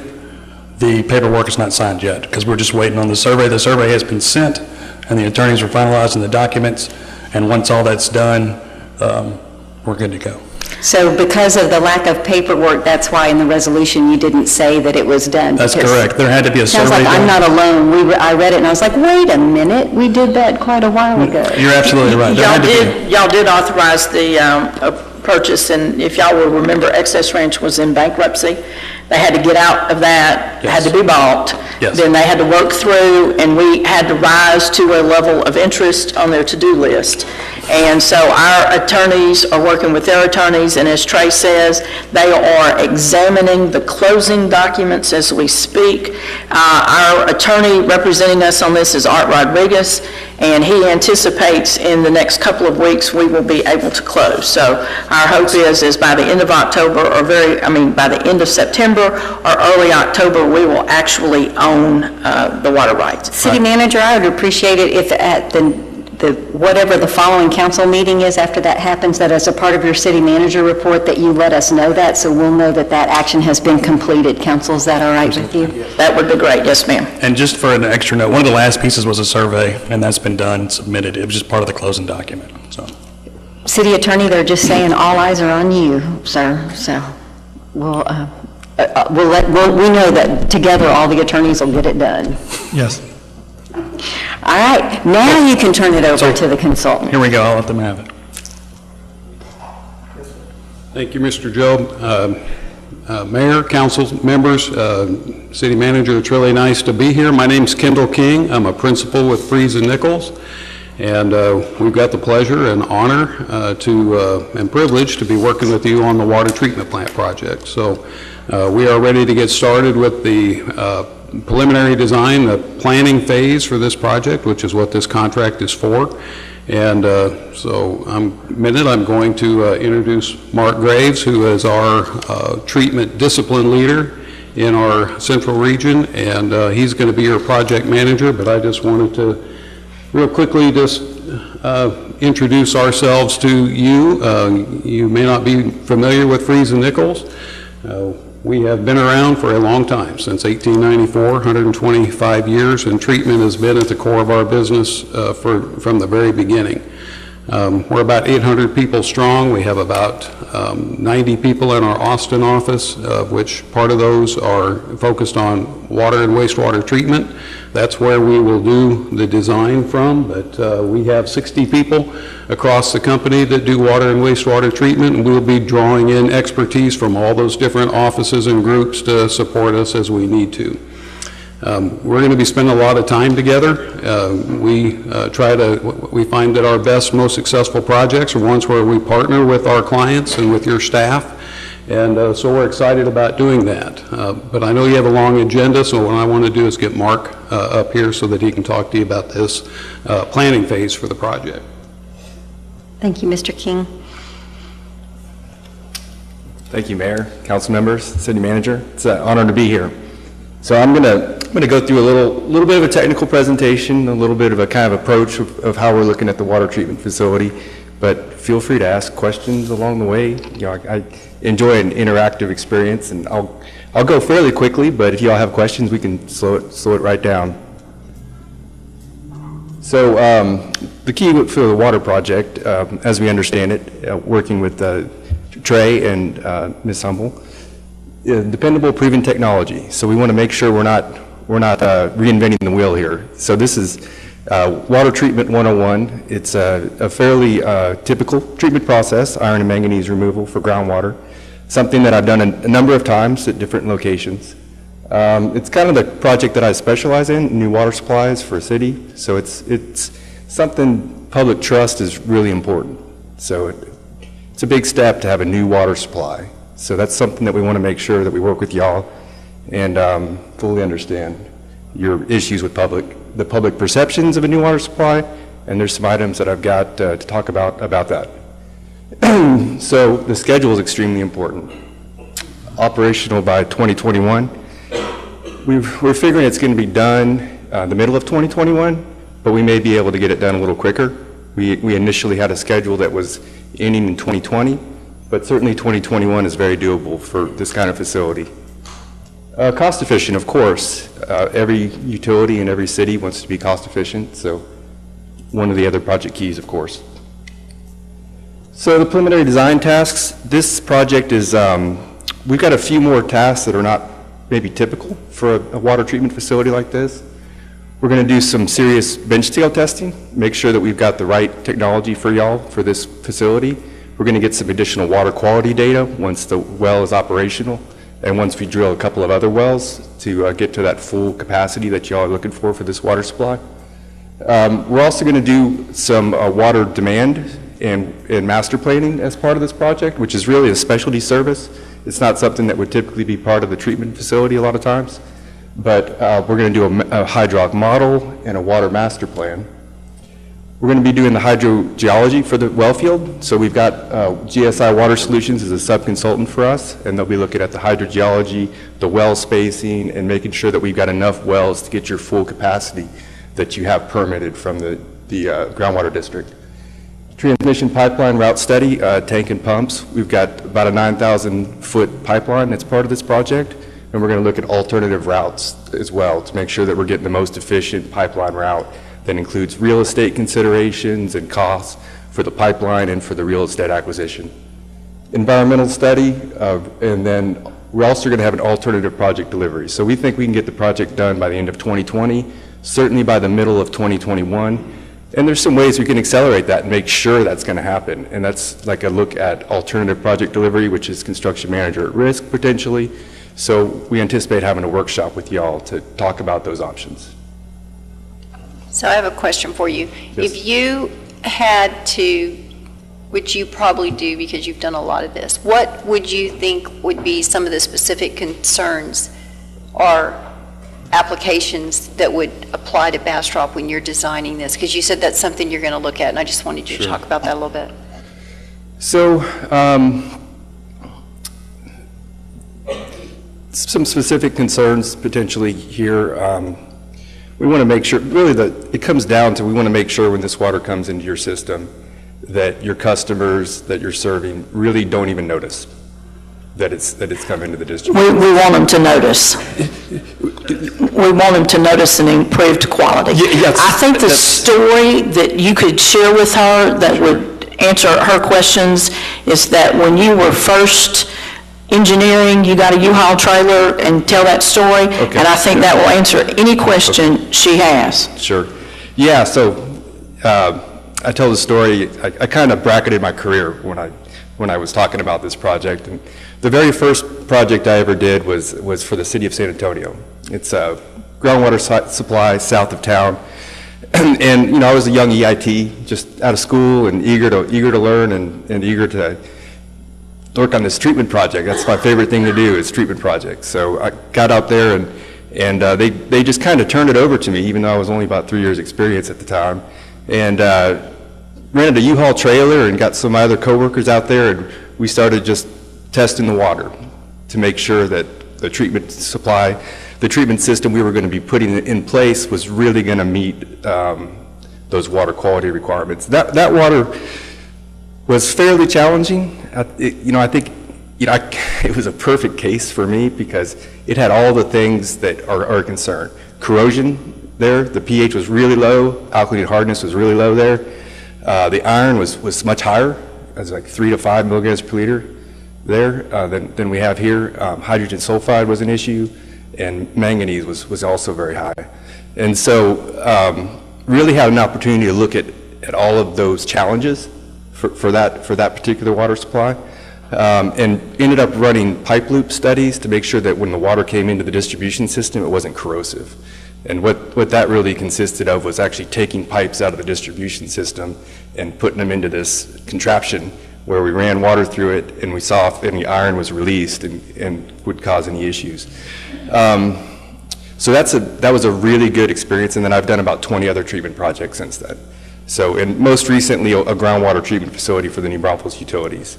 It's a groundwater under the influence, which is similar to your existing water supply. And we put in a particular treatment process there. So this is my primary focus, really, is these kind of treatment projects. Explain why the pipe and why you looked at that is important in the context of public trust. Yeah, absolutely. So you can imagine the city of San Antonio, they have used the Edwards Aquifer from the beginning of time, and that's been their only water supply. So this was the very first new water supply for the city of San Antonio, for the entire city. And that's very important. You know, I guess I started this out saying, you know, I hope you don't notice a difference, but I understand what you're saying. We're going to improve the water quality because this water doesn't have organics and other things. So why that was important is the public, of course, needs to have trust in its public officials, its utility, and we as an engineer, our job is to ensure that trust is maintained, that we're giving you very solid advice, and we're taking our expertise and really applying it to the situation so that, you know, my goal is, at a minimum, they don't notice anything different. At the higher end, it's, you know, they're going to improve the water quality. So I've got a little slide about some public trust as well, where we look at some taste testing. So that's definitely part of it. You all would have an opportunity to actually get the water in your hands that we're going to be treating here, and looking at the different treatment options and comparing that water quality to what you currently have. And I think you'll definitely find the water quality is going to be significantly better. It's going to taste better. It's going to alleviate some issues in the distribution system with trihalomethanes, because there's some organics in the existing water supply. So this new water supply, once it's treated, will be very, I'll call it pristine in a way. There's not a lot of contaminants that are going to be in the water, because iron and manganese are fairly easy to completely remove with treatment processes. Does that answer the questions? Did I address that okay? Okay, thank you. I just want the public, though, to be aware that the new water treatment plant does not replace the distribution system. So there is some adverse impacts to the water. It may be pristine when it leaves the treatment plant, but by the time it gets to your house, it's going through pipes that are not necessarily pristine.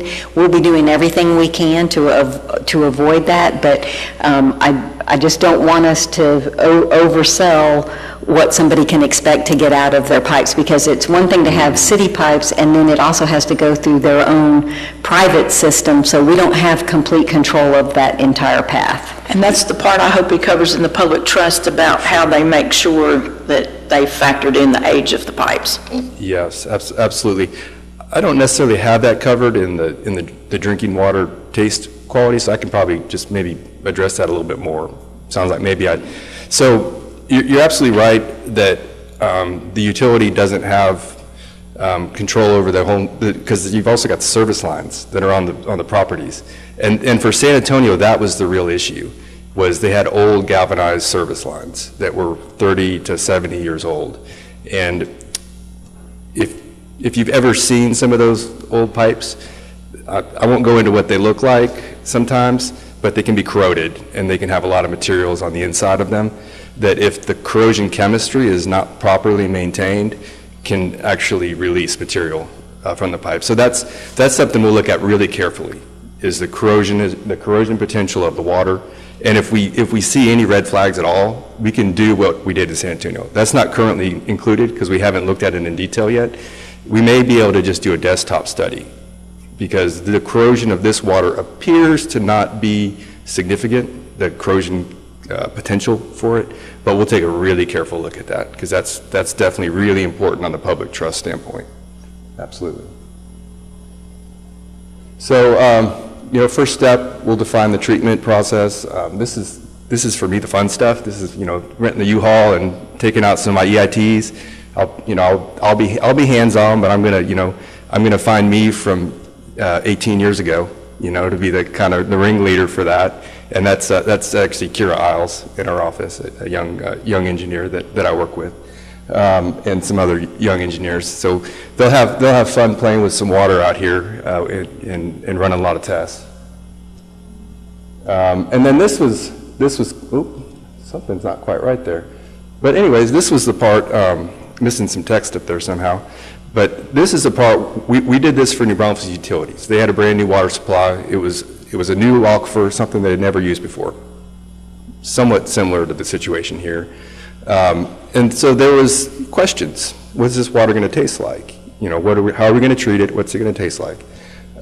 Is it going to have any odor or anything else associated with it?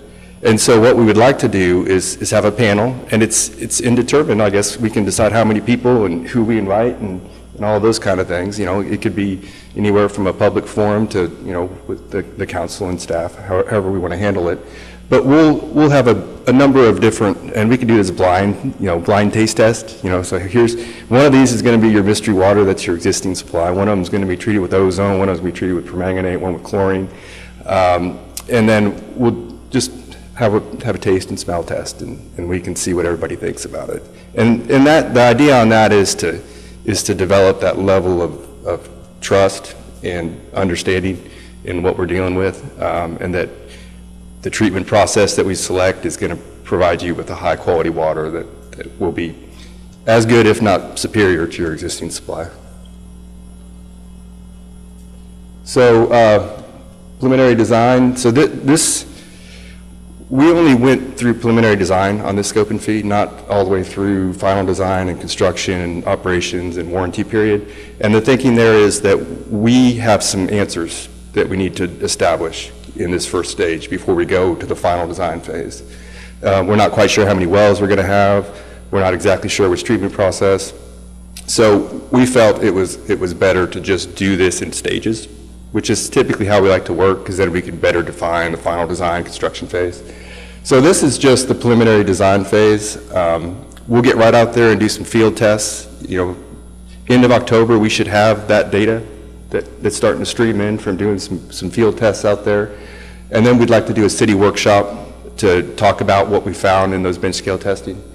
And then a council presentation on treatment. I understand, you know, I did watch the entire video of March, you know, I guess the 6 hours on a Saturday that y'all did, which was remarkable. I thought for sure it was 12, didn't you? Was it? I'm sorry. So, which was remarkable to see, and I was really impressed by how engaged everybody was. You know, as a treatment geek, so I like to call myself, you know, I was like, wow, y'all talked like a long time about the treatment process.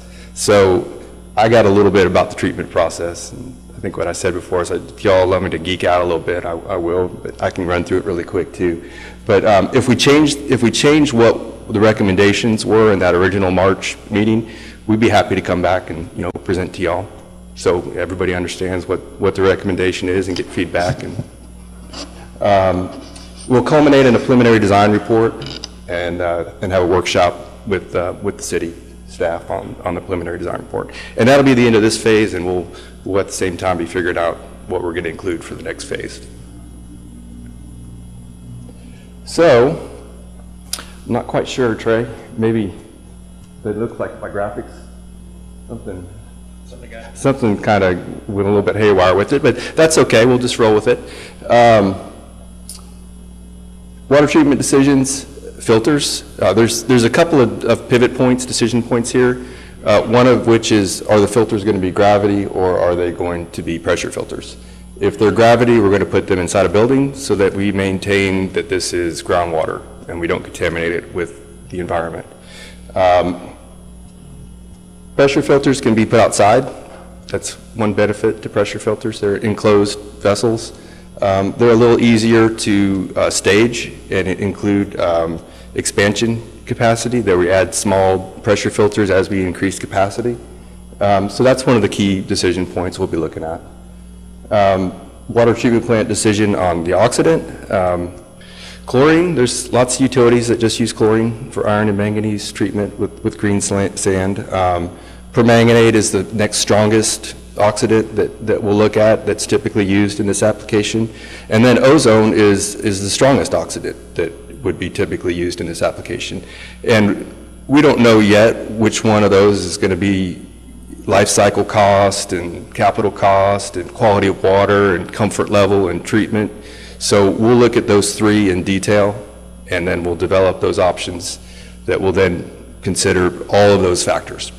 And I know ozone was something that was talked about at the March workshop, so we don't know which one yet, but we'll need to look at it in more detail. Which one we'd recommend, but ultimately this is your facility, so we'll give you the data and then y'all will make the decision. One thing that wasn't talked about before is aeration. It appears there's not really hydrogen sulfide in this water, but that's fairly unusual for this Simsboro water. A lot of times there's sulfide in the water. So we may find when we drill another well or when we take a look at this particular well that there is hydrogen sulfide in the water.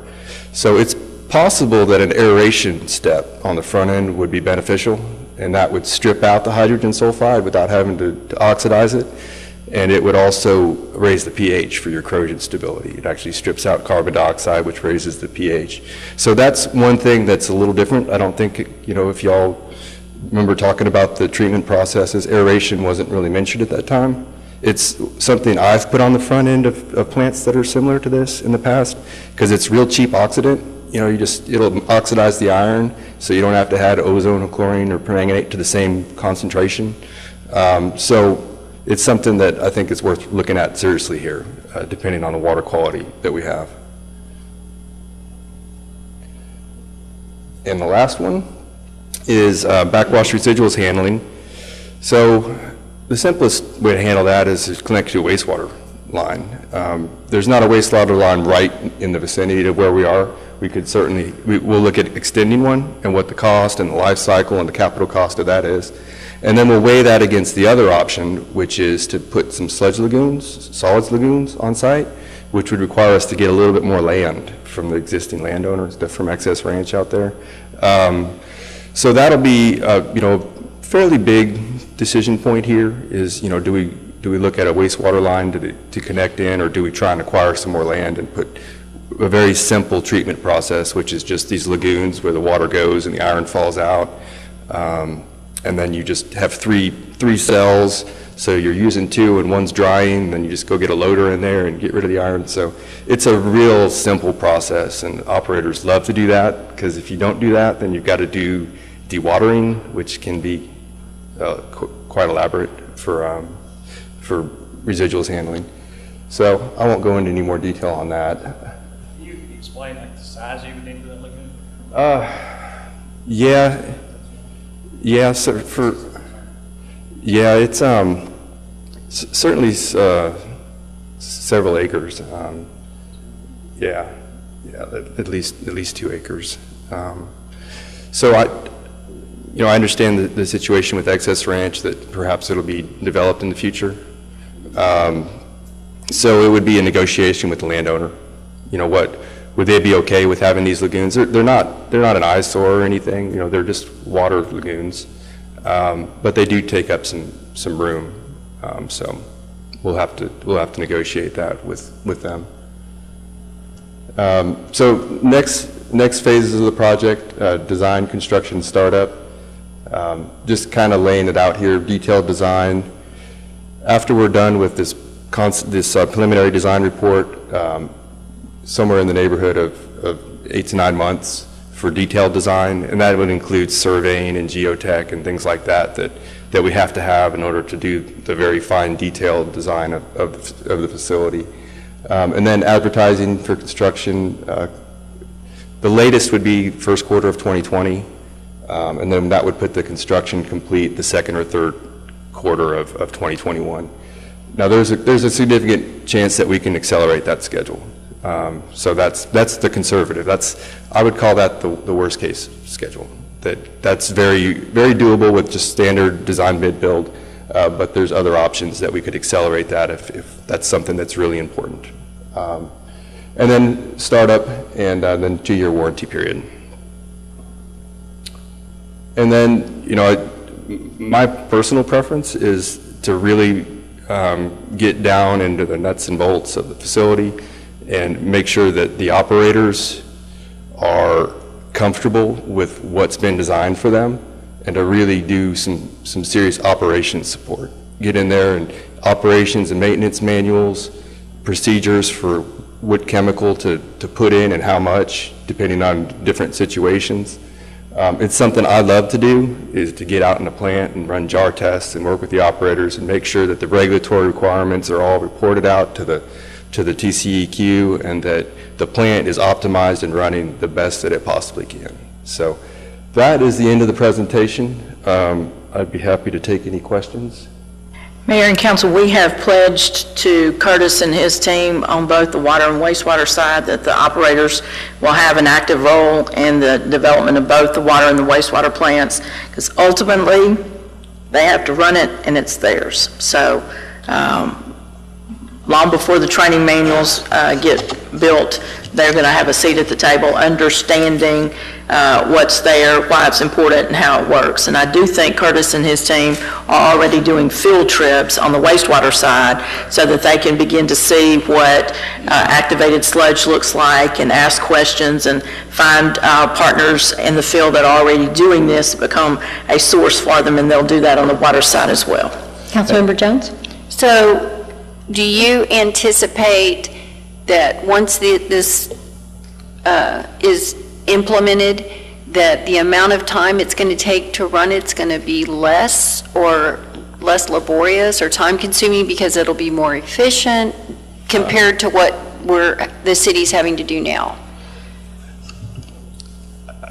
I have a fairly decent understanding of what the city's having to do now from talking with Trey and others and seeing the March presentation, and I do understand it's significant with the well development. The existing treatment process is very simple right now for the groundwater under the influence. It's just cartridge filters, but it does take some time to change those cartridge filters out. How often do you change those out, Trey? Fairly, yeah. So I can answer some of these questions because they're operational, but there is a considerable amount of man hours that are spent on changing those filters now. They are lasting, when we're in a high flow situation, about 2.5 million a day for 10 days. So that's a huge maintenance. So every 10 days they're changing out 16 to 24 filters. It takes up a considerable amount of time. You're right, the treatment process itself is because it's not built for anything else, is simply injecting chlorine, running through a filter, and it goes out to the system. This will be a more complex operational process, but it'll be it'll be built to work, yeah, and a much more efficient. So what makes us inefficient is the wells, because they're alluvial wells at Fisherman's and Bob Bryant. There's one since Bob Bryant as well, and because you have to pump a certain amount to blend the water at Bob Bryant, that's where we have some of our corrosion issues, is simply because the water is cloudy, basically right out of the aquifer. So it's blended as they come together. Same thing at Fisherman's. That is, they're inefficient because they can only pump about 50% of the water before they start failing. So what this will do is allow us to run on a much longer, much more consistent, easier, smoother basis. It's going to save you money in the long run with very minimal change in rates. Basically, it's easier and cheaper to build a new plant than to continue to run what we have. Yeah, I could just add a little bit. The plant will be, it'll be fully automated with SCADA systems. So especially if we do the sludge lagoons, there's not a lot of operator input required on that. It'll run itself, really. And it'll have automatic backwash systems, and it'll have automatic pumps that'll come on to recycle flows. And so the actual operator interface on that is quite small for a treatment facility like this. If we have to do sludge solids handling on site, it gets a little bit more, but that's a decision that we'll Mr. Joe wants us to point out that although there may be less interaction, they're still required to be certified operators. Absolutely. It's still a complicated water treatment plant. Yes. Trey, and I know the answer to this question, but I don't want the public to say, so you spent $6 million designing a wastewater treatment plant and it's $830,000, and we know this is the preliminary, so it's an apple and an orange. Not only is it wastewater compared to water, but this is not the full design cost.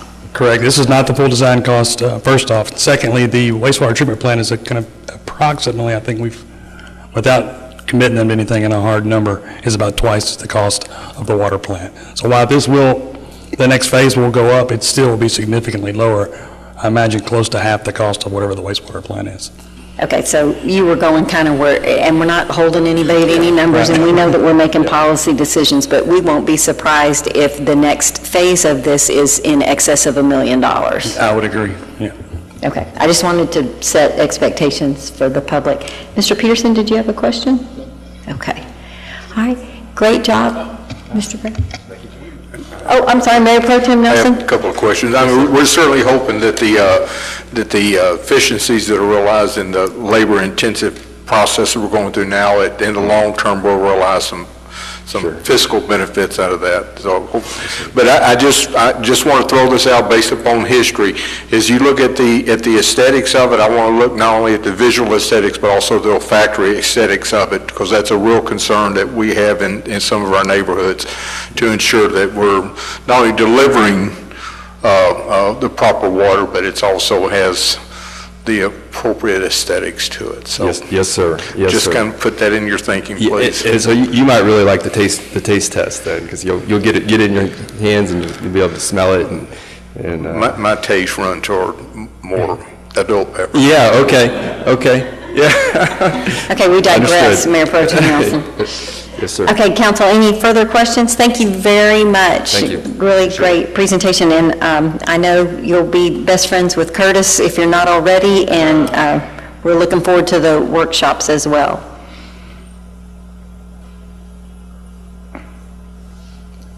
I move to approve. I'll second. I have a motion to approve resolution number R 2018-71 from Councilmember Rogers with a second from Councilmember Peterson to award a contract for preliminary design in the amount of $830,000. Are there any further questions or discussion? Yes, Mayor, I just want to make a comment that I'm glad we're moving forward with this, because in the past, I've done water and wastewater treatment, and the direction we're going in is the right direction to go in. So we're moving forward, and I'm glad to see it. Thank you, Mr. Peterson. We appreciate your expertise in this area, and it'll be nice to know that we're securing a good water supply for our grandkids and their grandkids. Madam Secretary, if you'll call the roll. Councilmember Rogers? Yes. Councilmember Peterson? Yes. Councilmember Jones? Yes. Councilmember Ennis? Yes. Mayor Pro Tem Nelson? Yes. Thank you, council. The motion passes unanimously. Resolution number 2018-71 is approved. Consider action to approve, moving on to item 9H. Consider action to approve resolution number R 2018-81 of the city. Y'all are welcome to go. We thank you for staying, but have a great evening and drive careful. Approving an agreement with Half Associates to study the drainage impact east of State Highway 95 and State Highway 71 using the most current and up-to-date data available, and the need for regional detention in the amount of $66,171 attached in Exhibit A, authorizing city manager to execute all necessary documents, providing for a repealing clause, and establishing an effective date. Mr. Joe. Thank you, Mayor and Council. I actually have Paul Morales here from Half & Associates who's going to speak on this. I'm just going to go over real quick what we've done in the past. If you remember, last year we did a drainage study that Half actually helped us out with. This is a little more in-depth, and he can explain it a whole lot better than I can, so I'm just going to digress and let him come on up. Thank you, Trey. I'm Paul Morales with Half Associates, project manager with the firm. Mayor, Council, what we're planning to do for this level of effort is to take what we completed for the Bastrop County Flood Protection Planning Grant, which was a 1D model. There are some certain limitations that we had to make assumptions on because of the overflow leaving Gills Branch. Because of those limitations, there were some uncertainties of how much flow was moving from Gills Branch. If you can see the upper right-hand image, there's a skinny pink area with the blue line. That's Gills Branch. A lot of that flow, as the flow increases, breaks the banks and flows eastward towards the railroad. Once it gets to the railroad, during 2015, there were observations of city staff where it went over the railroad continued towards the Colorado River in an eastward fashion. And our 1D models could not replicate that. So what we're proposing for this effort is to take what we did for the Bastrop County Flood Protection Planning Grant, take it to the next step, develop a two-dimensional model, which we will create an actual 2D surface of the terrain, determine what those flow patterns look like, and come up with two options to mitigate that overflow, being detention, channel improvements, road improvements, and looking at what easements the city currently has and trying to identify what additional drainage easements the city will need to acquire. This is in hopes to help define the city, or help the city plan the next steps in moving forward and trying to mitigate for all this overflow. So Paul, the goal here is to validate what we thought we know so that we move forward knowing what we know. Is that correct? That is correct. And you're assuming that you'll have the Atlas 14 data?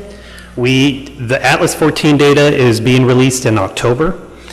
During this project, we have some ranges right now just based off the data that we currently have, preliminary data from NOAA.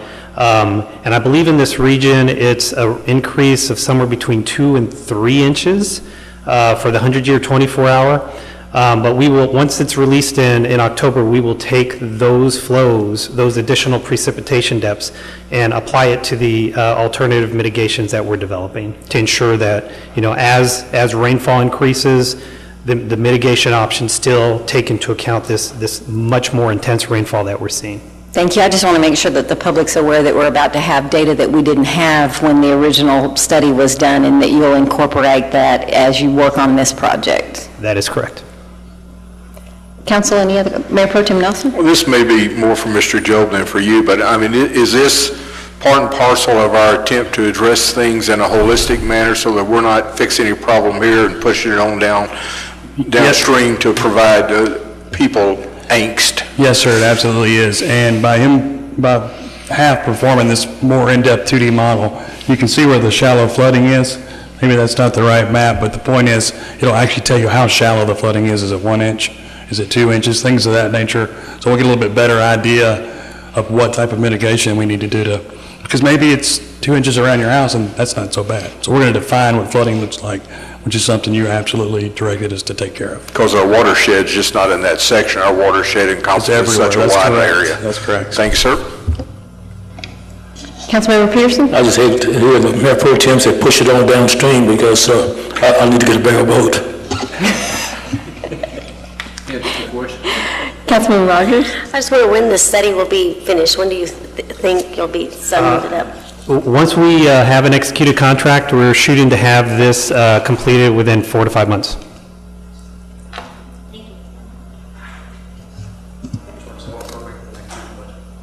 So here's the Atlas 14 data. I heard September. Now you're saying October, and I realize we're well into September. I've also heard next spring. So I have a little bit of concern if the Atlas 14 data is not available, although it sounds like you've already got some preliminary information.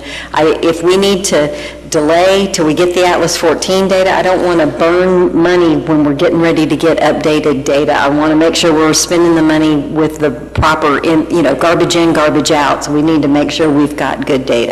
Right. The information we have from the Corps of Engineers who's working with NOAA to update the Texas rainfall data is that they're planning to release the final documents and information sometime in the fall in October. So we're anticipating for it to be released next month. I would just caution that if you get to the point that because you don't have control over that, if we get to a point that you really need it and they haven't released it, that we come back and regroup. Absolutely. Paula, is the information that is likely to come for this potentially going to be helpful for us to design drainage regulations in that area? And if so, can you speak to that? What we will be able to define is the soil conditions within the watershed. The upper left-hand image is the entire watershed for Gills Branch that flows into the Colorado River. As part of the Bastrop County Flood Protection Planning Grant study that we developed, the soil conditions east of 95 is more of a rocky type formation. West is more of a sandy soil. So that can help identify what type of mitigation options for detention or LID to infiltrate rainfall into the ground in order to slow down some of the runoff that's getting to the creek. I'm sorry. LID is low-impact development, and what that is it helps to reduce its development techniques, whether it's land planning or stormwater infrastructure, to help reduce the runoff that gets to the creeks. And so it slows it down, tries to create more of an existing type of hydrology before development happened. So you're trying to get back to existing conditions before all the impervious cover was developed as part of the development that occurs. Thank you, Paul. Great answer. Councilmember Jones? If it's appropriate to move to approve as presented. I have a motion to approve. Second. I have a motion to approve from Councilmember Jones and a second from Councilmember Ennis. Is there any further discussion? We're going to place a caveat in there if the new data is not forthcoming, that we're going to kind of slow the process down until such data is made available. The Atlas 14. I apologize. Can you repeat the question?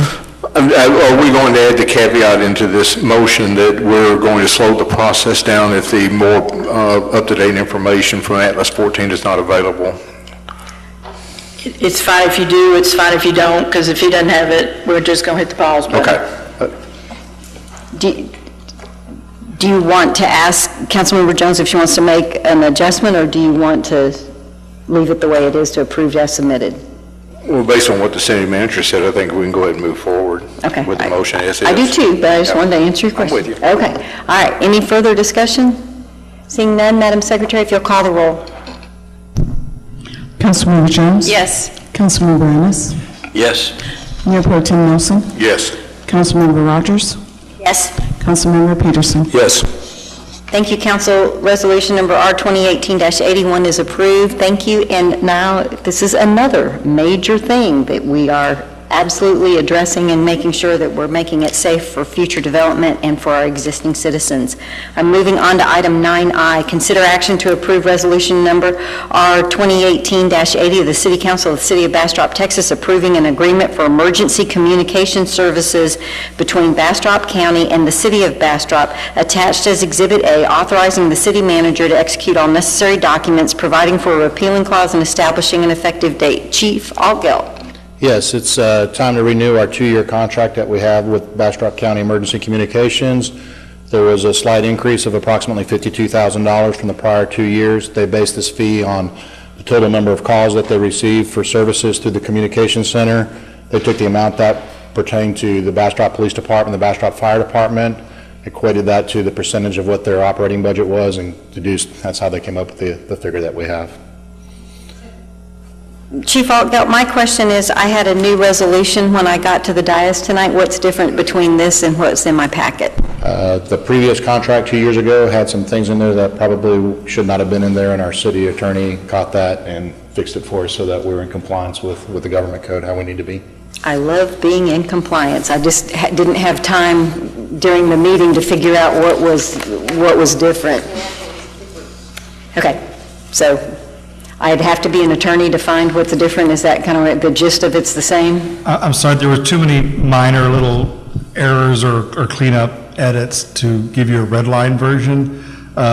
Substantively, it stays the same. Okay. What I modified were the triggers regarding when is there going to be a reassessment of the annual fee, which will be after the first year is completed. When will it go to a month-to-month agreement? That will be only if the parties cannot come to terms on an annual fee, yet the term has expired, then it'll move forward on a month-to-month basis. There was some language in the draft basically requiring each entity to indemnify the other. In Texas, political subdivisions can't indemnify anybody else, so I stripped that language out. And so the chief and I worked quickly on that the last couple days, and today the county judge and the assistant district attorney advising the county agreed to those edits. They will be taking it back to the commissioner's court on the 24th because there were changes, but they at least agreed in concept to the changes presented to you tonight. Thank you very much for the explanation. I appreciate that. City Manager, if someone makes a motion to approve this resolution, what was passed out tonight becomes the new resolution. We don't need to clarify that. Just call it the same name and we know what we're approving. Okay. Council, do you have any further questions for Chief Altgeld? Not for Chief Altgeld, but for the city attorney. So the one that was handed out has went through the legal review and as compared to the one that we got previous. Yes. So we're all good. Okay. Correct. Thank you. So my question is being, so if we approve it tonight, it still has to go to the county to get approved before it becomes... Yes, and I think what the city attorney just said is they've agreed to the changes that he's made, but since what they approved has been changed, it'll go back to them. Just making sure. Yes, so we'll be the first party of the contract to sign, and then our signed will go to them. Yes, that's correct. Thank you. Councilmember Jones? Move to approve as presented. I have a motion to approve resolution number 2018-80 as presented tonight. Second. I have a second from Councilmember Peterson. Is there any further discussion? Madam Secretary, if you'll call the roll. Councilmember Jones? Yes. Councilmember Peterson? Yes. Councilmember Ennis? Yes. Mayor Pro Tem Wilson? Yes. Councilmember Rogers? Yes. Motion carries unanimously. Thank you, Council. 2018-80 is approved as submitted tonight. We're on item 9J. Consider action to approve the first reading of ordinance number 2018-19 of the City Council of the City of Bastrop, Texas, amending the Code of Ordinances, Chapter 12, titled Traffic and Vehicle, Article 12.04, titled Traffic Schedules, Section 12.04.004, titled Scheduled 3 Stop Signs, repealing the provision that established stop signs located at the intersection of Farm Street and Chambers Street, and repealing all prior ordinances that are in conflict herewith as attached in Exhibit A, and providing for findings of fact, enactment, effective date, repeal or severability, and proper notice and meeting. Chief Altgeld. Councilmember Jones, this is your item. Go ahead, Chief Altgeld. This will remove the stop sign that is located right now at the intersection of Farm Street and Chambers Street. Move to approve unless there's discussion. I have a motion from Councilmember Jones. Second. I have a second from Councilmember Ennis. It was a tie. I'm giving it to Bill. Is there any further discussion about removing the stop sign that we asked them to remove? Madam Secretary, if you'll call the roll. Councilmember Jones? Thank you, and yes. Councilmember Ennis? Yes. Mayor Pro Tem Wilson? Yes. Councilmember Rogers? Yes. Councilmember Peterson? Yes.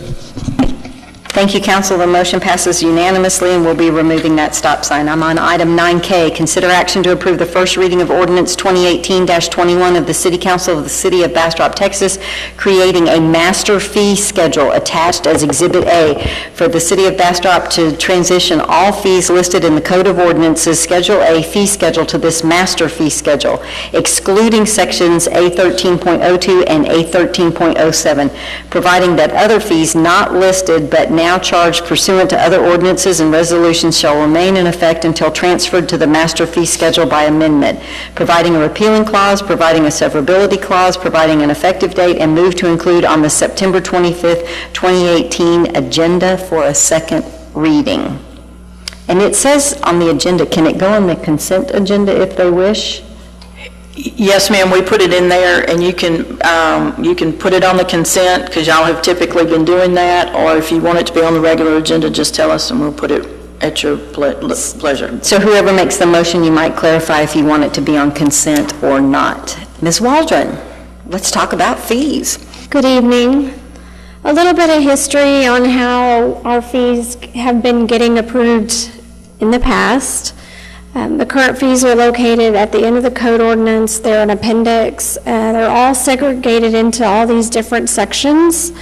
And so when the fees need to be updated, they're brought individually as an ordinance pretty much all throughout the year. And so there really wasn't a process in place to make sure that these fees get reviewed on a regular basis, which, I mean, just recently we went through the planning fees, and those had not been changed for a really, really, really long time. So going forward, we've tried to take all those fees that were allowed, which is why there's a couple of sections that are not included in this master fee schedule, and those are our utility rates. Those have to be brought as a separate ordinance. So we've included everything except for those. The fees will be approved as a part of the budget, and as a part of the budget process, we will be looking at the fees associated with the services that we're providing and making sure that those fees actually cover those service costs. And apparently I wanted to put emphasis on the budget approval process, so I entered it twice on my PowerPoint, just to make sure y'all were awake this late in the evening. Ms. Walden, would you repeat that again? What fees are not included in this? Utility rates, yes. Fees could be included, but the rates themselves have to be brought as a separate ordinance. Correct? Yes, all right, good. So there's like 30 pages of master fees. Most of them we did not touch. We've just incorporated them into the schedule. There were a few that do need to be addressed during this process. One is our solid waste charges.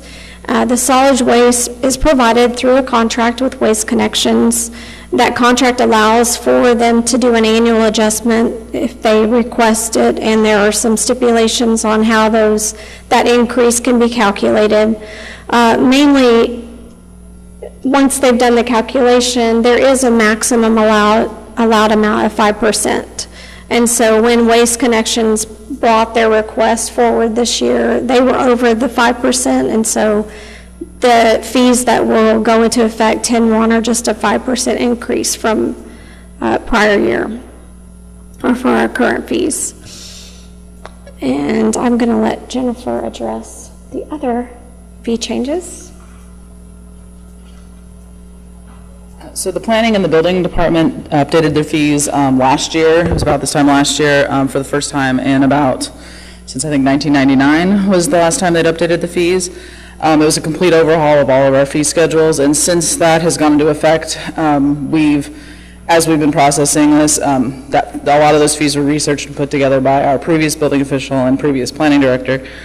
Some of those fees, as we've been implementing them, that weren't working as we thought, or the fee schedule was unnecessarily wordy for having the same fee for 6 different things that all were pretty much the same thing. So we kind of did 3 different things. We simplified some of the fees. So example, work without a permit. It wasn't clear that there's a fine and you still have to pay the permit fee if you start work without a permit, usually knowingly doing that. Remove inspection limit. There had been this previous idea that if you tripped over a certain number of inspections that you would have to pay additional per inspection, and we're not seeing that we're tripping over those inspections, and it's hard to monitor with as many permits as we have coming in right now, especially on the larger apartment complexes. Accessory structure, for some reason we had the size that did not correspond with our definition of accessory structure in our code. We moved our technology fees into the general section, so they apply to all the permits. It just clears up where that is. And then the trade permits, they were repeated in each section, and so this clarifies what the trade permits, that each trade permit, a plumbing permit, an electrical permit, are a flat fee depending on if it's commercial or residential, without having to detail each different type of plumbing permit that costs the same. Some of our increases are modified fees.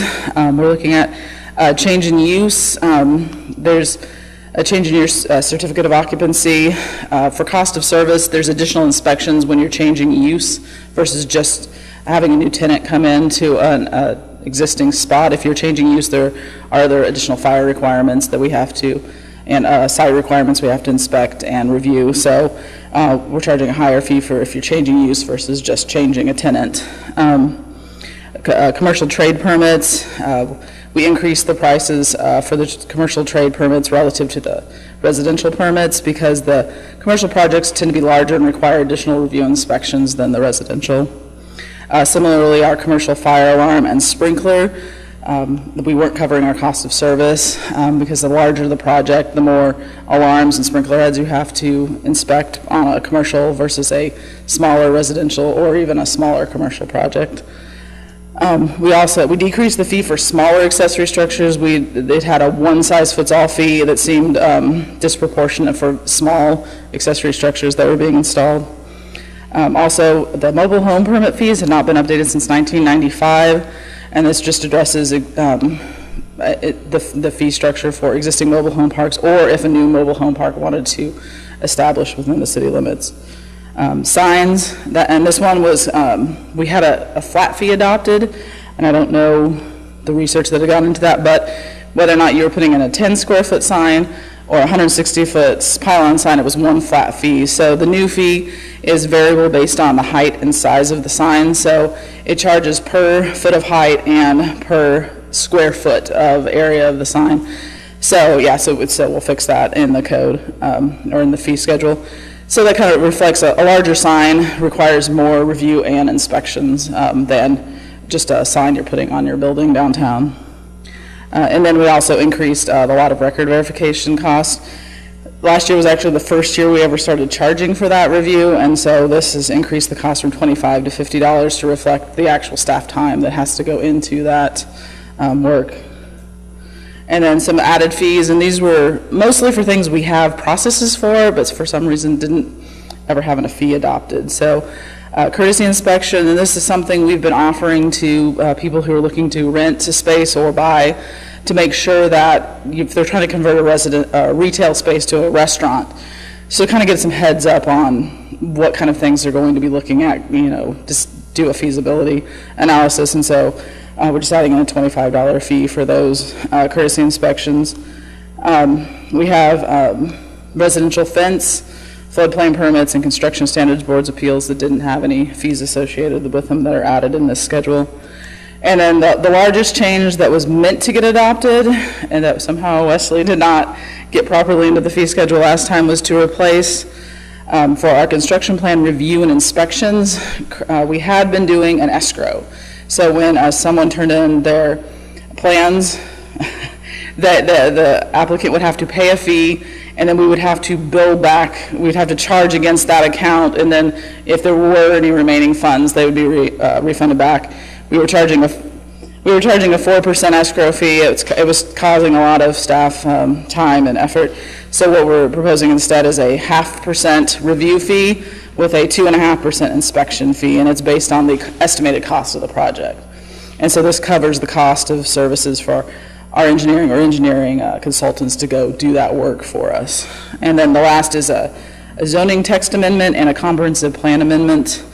And those are if someone requests to change their land use category in the comprehensive plan, or if they request an actual change to the zoning code itself that they want, council to consider changes to the code, they can request that, but there's going to be a review fee for the analysis and staff time to bring that to council.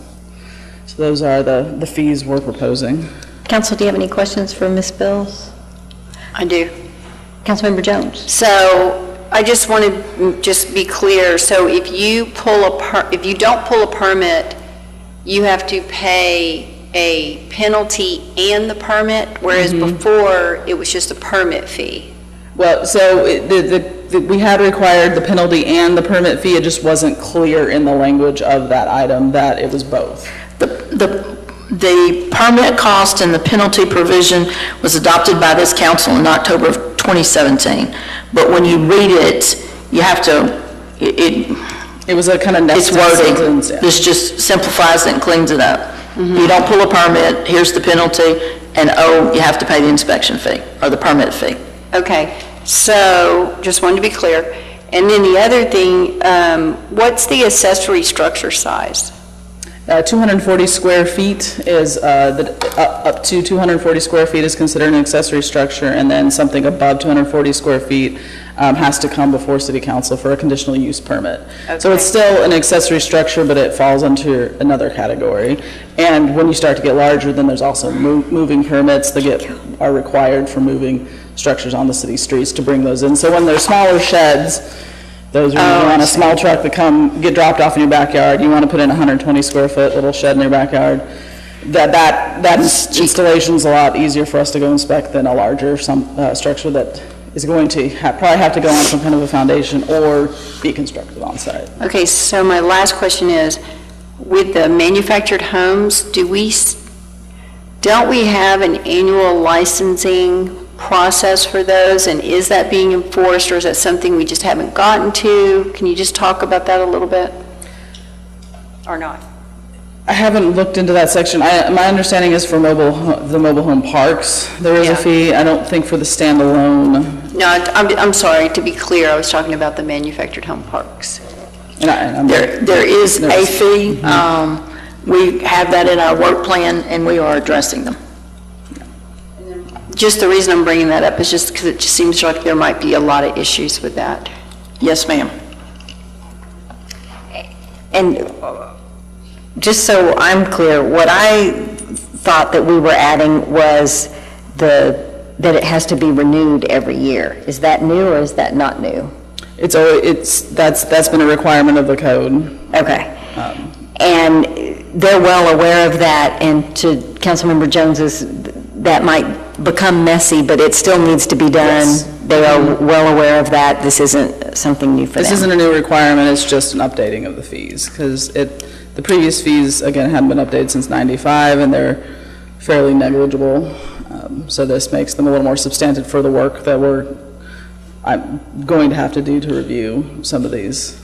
And then, Council, I also want to draw to your attention the legal lot of record determination letter is $50, and that is a fee that I think we've most recently, it hasn't been there forever. We added the $25 fee. Now we're talking about moving it to $50, and we had previously had a conversation about possibly waiving that fee. My memory is right after Councilman Rogers was elected, there was a conversation about if it's something that we're needing, then we're charging them to give it. So I'm fine with it. I understand that we're trying to cover the cost of us confirming that the information that's being submitted is accurate and all of that. I just want council to be aware of that so that if they have any questions, it's addressed now and not after it's approved. And Mayor and Council, I would say to you today that it doesn't come close in most cases to covering our cost.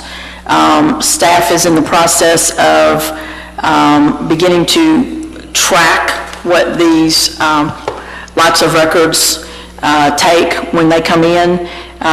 Part of the reason we have to review them is to not only ensure that the lot of record that we are reviewing is correct, but that there's no negative impact to the adjoining property owners. One of the recent examples, and I've learned a lot because I've never worked in a city that had them, but you can do it in Veros, you can do it meets and bounds, seconds and minutes, and links and chains. And Jennifer had one to come in all three of the four options, and so it is time consuming, and staff in some instances takes 5 or 6 hours to review each one of them. And so this is one that we may need to review next year when we have actual documentation on the time it's taking us to review them. Council, I want you to be aware that one of the things I may be asking for staff to at least price out is for a potential work plan item.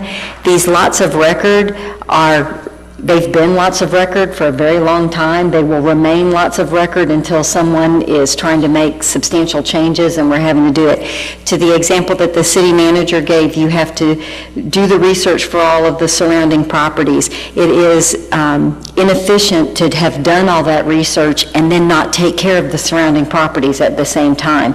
So I would like, and I believe, in my opinion, it's one of the times that we could use, you'll end up with an RPLS, a registered public land surveyor, and if you get one of those in training and you start on a particular block and you work and finish that block, it would be a much more efficient way to address the problem for the city and to not put the onus on random property owners.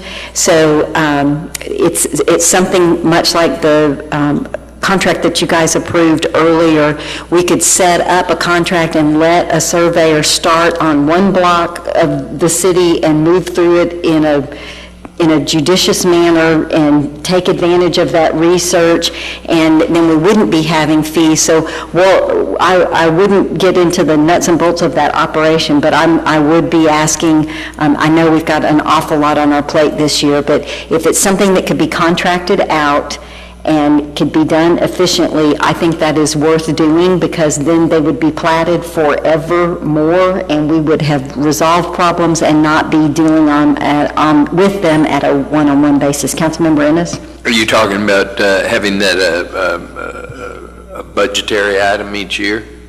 You could do it in a year. You just bite the bullet and you do this, well, I say you can do it in a year. It depends on how much it's going to cost, but we could certainly have a plan. If you do it systematically, it's way more efficient, and if you have somebody who's working on their registration, they're real familiar with the information, and you're not forcing staff to stop everything they're doing to then review something. So I think it's a more efficient way for the city to address the problem. I think it's an excellent idea. So I would encourage us to take a look at that. I know it won't be in this year's budget, but if that's something that we can look at, I think that would be a better use of your time and would make things a lot easier for us. It could be done just once, and then this fee would become a point that we would have all legal lots, and we could still leave the fee just in case. It would still probably be in use in the county. That's where we also see a lot of record requests is in the county, where property has been deed divided fairly recently, and we have to make that determination that it's does not meet the lot of record requirements in most cases. So and I know that's not addressing as a part of the fee schedule, but again, council, I just wanted you to know, in our historic downtown area, if somebody comes, they're going to have this $50 fee, and then they are likely to have to hire or do the research themselves or get an RPLS to sign off. We have still not fully addressed this one issue. I just wanted you to be aware of that. Councilmember Rogers, did you have a question? It wasn't particularly a question on something for Jennifer, it's more of the fee schedule itself. I know that we're going through all this moratorium, and we're redoing the zoning and things. If we approve this ordinance, and let's say 6 months from now there's a fee that we realize, do we have to wait and do the whole fee schedule again, or can we adjust one fee at a time? You would just amend this fee schedule instead of having 60 different ordinances. So it resides in one place, and just like your financial policies is a part of your budget process, you'll still adopt it, but it doesn't prevent you from amending it at any time. What it does is it puts all of them in one place. And just like Tracy said, part of what our work plan items will be every year is reviewing certain fees on this schedule, because your financial policy requires that fees cover cost of service. Right, and so this will help us put together a plan so that on a routine basis, we are reviewing the fees that are deemed material. If there's something we touch once or twice a year, I wouldn't say it's material, but like this lot of record fee, it's material. Oh, no, I just want to make sure we can always adjust to one fee. Yes, ma'am. Okay. Council, any further comments or questions on the fee schedule as submitted? Well, and I just want to back you up on what you said about the surveying, because I just think there's some issues with that. I mean, as far as like the city coordinating with local surveyors and the expectation and what you're receiving, is that so usually for a lot of record, it's usually the individual property owner. They go to the county helps them pull back, find like all the deeds that address their property, and then we have to go through them and make sure they're describing the property, and sometimes those deeds reference another property that may not be their property, and so there's a lot of back and forth that they have to go find another deed, because the county only has their online records up to like 2000. Like, we're not able, we'd have to be running down there constantly ourselves to go pull those additional deeds. So, and some property owners do that research themselves, and some property owners hire a surveyor, hire an engineer, whoever. Councilman, I'm sorry, Mayor Pro Tem Nelson. And certainly your suggestion, if I understand correctly, is we're going to approach this in a holistic manner rather than the piecemeal process that we've undertaken to date. Am I correct? I'd like us to get there. I think right now we don't have a choice. It's not a work item for this year. I agree. And however many we go through this year, there will still be plenty to clean up later. So it's a little bit of a long-term project, but it's one that we know is out there, and I think it would behoove us to address that if we could. Any further discussion?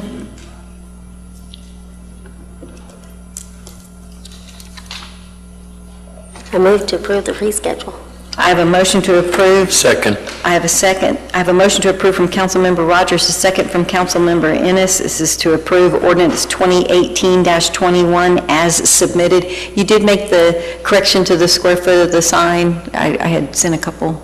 Yes, we will correct it on the second reading. We'll have that corrected. Okay. Okay. Councilmember Ennis? Does Councilmember Rogers want to put this on the consent agenda for the second reading? I will. And I approve as well. So I have a motion for the ordinance to be placed on the consent agenda for September 25th, made by Councilmember Rogers and seconded by Councilmember Ennis. Is there any further discussion? Madam Secretary, if you'll call the roll. Councilmember Rogers? Yes. Councilmember Ennis? Yes. Mayor Pro Tem Nelson? Yes. Councilmember Peterson? Yes. Councilmember Jones? Yes. Thank you, Council. The motion passes unanimously. We're on item 9L. Consider action to approve resolution number R 2018-86 of the City Council of the City of Bastrop, Texas, approving and adopting the investment policy and investment strategies, approving the list of qualified brokers, making various provisions related to the subject, and establishing an effective date. Ms. Waldron. Yes, so the Public Funds Investment Act requires that the governing body review this investment policy and strategies annually and to document it in writing. So I bring this policy to you with a resolution. There are no changes to the policy this year, and I don't have any changes to the qualified brokers list.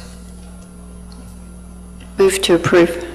I have a motion to approve from Councilmember Jones. Second. I have a second from Councilmember Peterson. Is there any further discussion? Madam Secretary, if you'll call the roll. Councilmember Jones? Yes. Councilmember Peterson? Yes. Councilmember Ennis? Yes. Mayor Pro Tem Nelson? Yes. Councilmember Rogers? Yes. Motion passes unanimously. Thank you, Council. We're now moving on to item 9M. It's 9:30. Are we okay? We got about 4 more. Do we need a break? Yes. Okay. It is 9:25, and we are going to take a 5-minute break. We are in recess.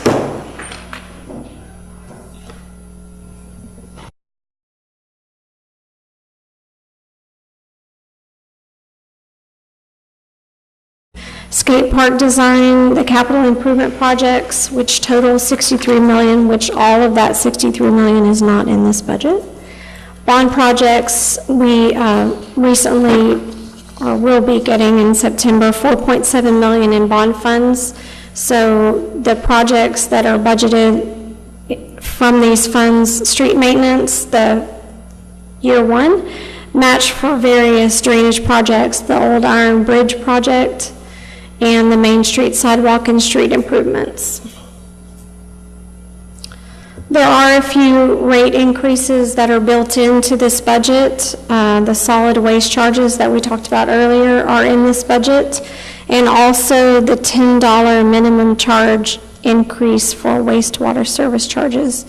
I will be bringing the ordinance to y'all at the next meeting, but this is already built into this budget. That's all I have for the presentation. So I would like to make the public aware that this was included in our packet, which is why our packet was 629 pages this time. But I do want to take a moment to acknowledge the city manager and her transmittal memo and the strategic section that we didn't have previously that she completed, and specifically the update on the comprehensive plan. I would encourage the public to read all of those first section documents.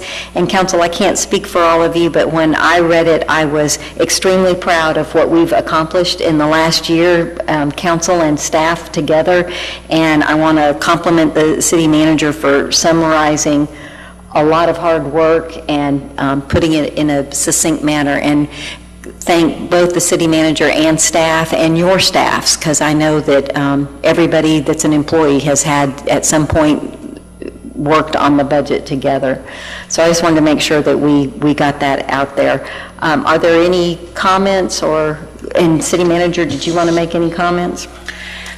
Yes, ma'am, thank you for the feedback, but we also want to thank y'all and extend our appreciation. Building this budget has truly been a partnership, one we've been working on since January, I think. I tell people that building budgets really is a year-long event, and our process really has been a testament to that.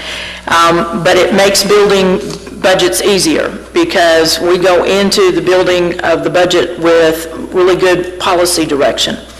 And y'all have been very bold in your leadership. You've been very mission-driven. You have very much said that doing nothing is no longer an option.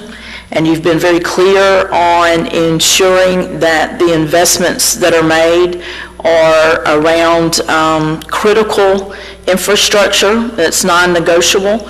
And I think that it would be, we'd be remiss if we didn't extend our appreciation to the partnership that exists between policy and operations. It takes all of us doing our part, excuse me, to be a good team, and I think this budget is a culmination of a lot of hard work on the part of not only operations but on policy.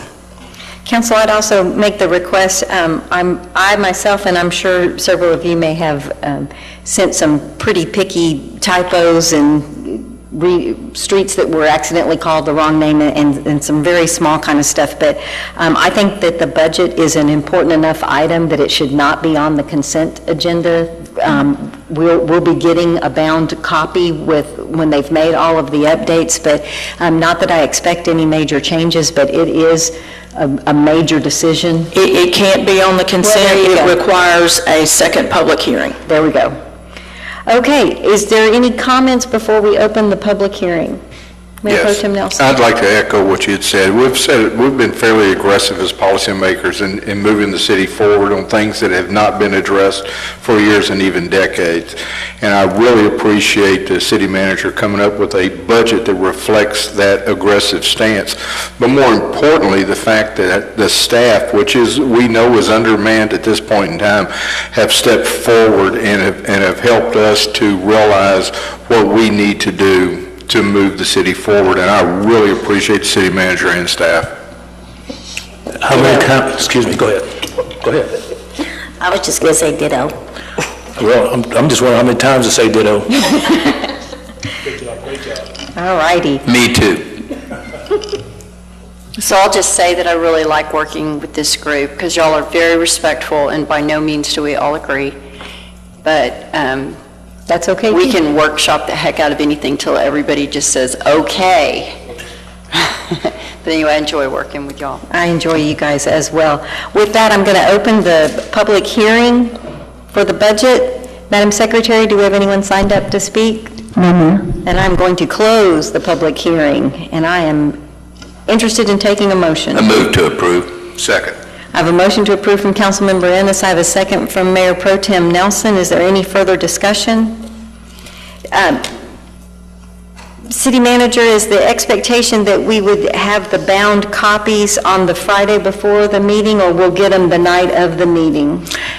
We will wait until you adopt it because part of what's in the final document is the actual adoption ordinances of the budget and the tax rate, so we will provide them to you at the first meeting in October. But we will then, so we'll get a digital copy, or somehow we'll see that all the corrections have been made? Yes, ma'am. I am making the final corrections to the table of contents this evening. One revision has already been updated on the website that takes in the changes to the utility rates that makes them very clear and transparent. But any additional changes that we get after y'all spend some more time on it will be in your packet and will be updated on the web. So as we get them, we're making it real time to the extent we can. Okay, thank you, City Manager. So we will have, at the time that the packet's posted, we should have what should be the final document, then we would, if it will be open for public hearing and approval on the 25th, and then when that resolution is signed, then that document will be bound and everybody will have their budget book. Am I understanding that correctly? Council, does that make sense? Are you comfortable with that? All right. Any further discussion? Madam Secretary, if you'll call the roll. Councilmember Ennis, Yes. Mayor Pro Tem Nelson, Yes. Councilmember Rogers, Yes. Councilmember Peterson, Yes. Councilmember Jones. Yes. Thank you, council. The motion passes unanimously. Again, really appreciate all the hard work everybody's put into this. We're on item 9N, hold public hearing and consider action to approve the first reading of ordinance number 2018-22 of the City Council of the City of Bastrop, Texas, adopting the tax rate and levying ad valorem taxes for fiscal year 2018-2019 to provide revenue for the payment of current expenditures, providing a severability clause, establishing an effective date, and move to include on the September 25th agenda for a second reading. Council, I draw your attention to page 594. This is one of those motions that our Chief Financial Officer would like us to read exactly what she is recommending. It makes us compliant, and that makes her happy. Ms. Waldron? Yes. So this is our second public hearing on the tax rate. And just to remind the public, our assessed values, what they were in fiscal 18 and what they will be in fiscal 19. This is a taxable base increase of 4%. And that we are proposing the same rate we had in fiscal 18, 0.564. This is above the effective rate of 0.5534, which generates $95,150 more revenue than the effective rate. Council, do you have any questions?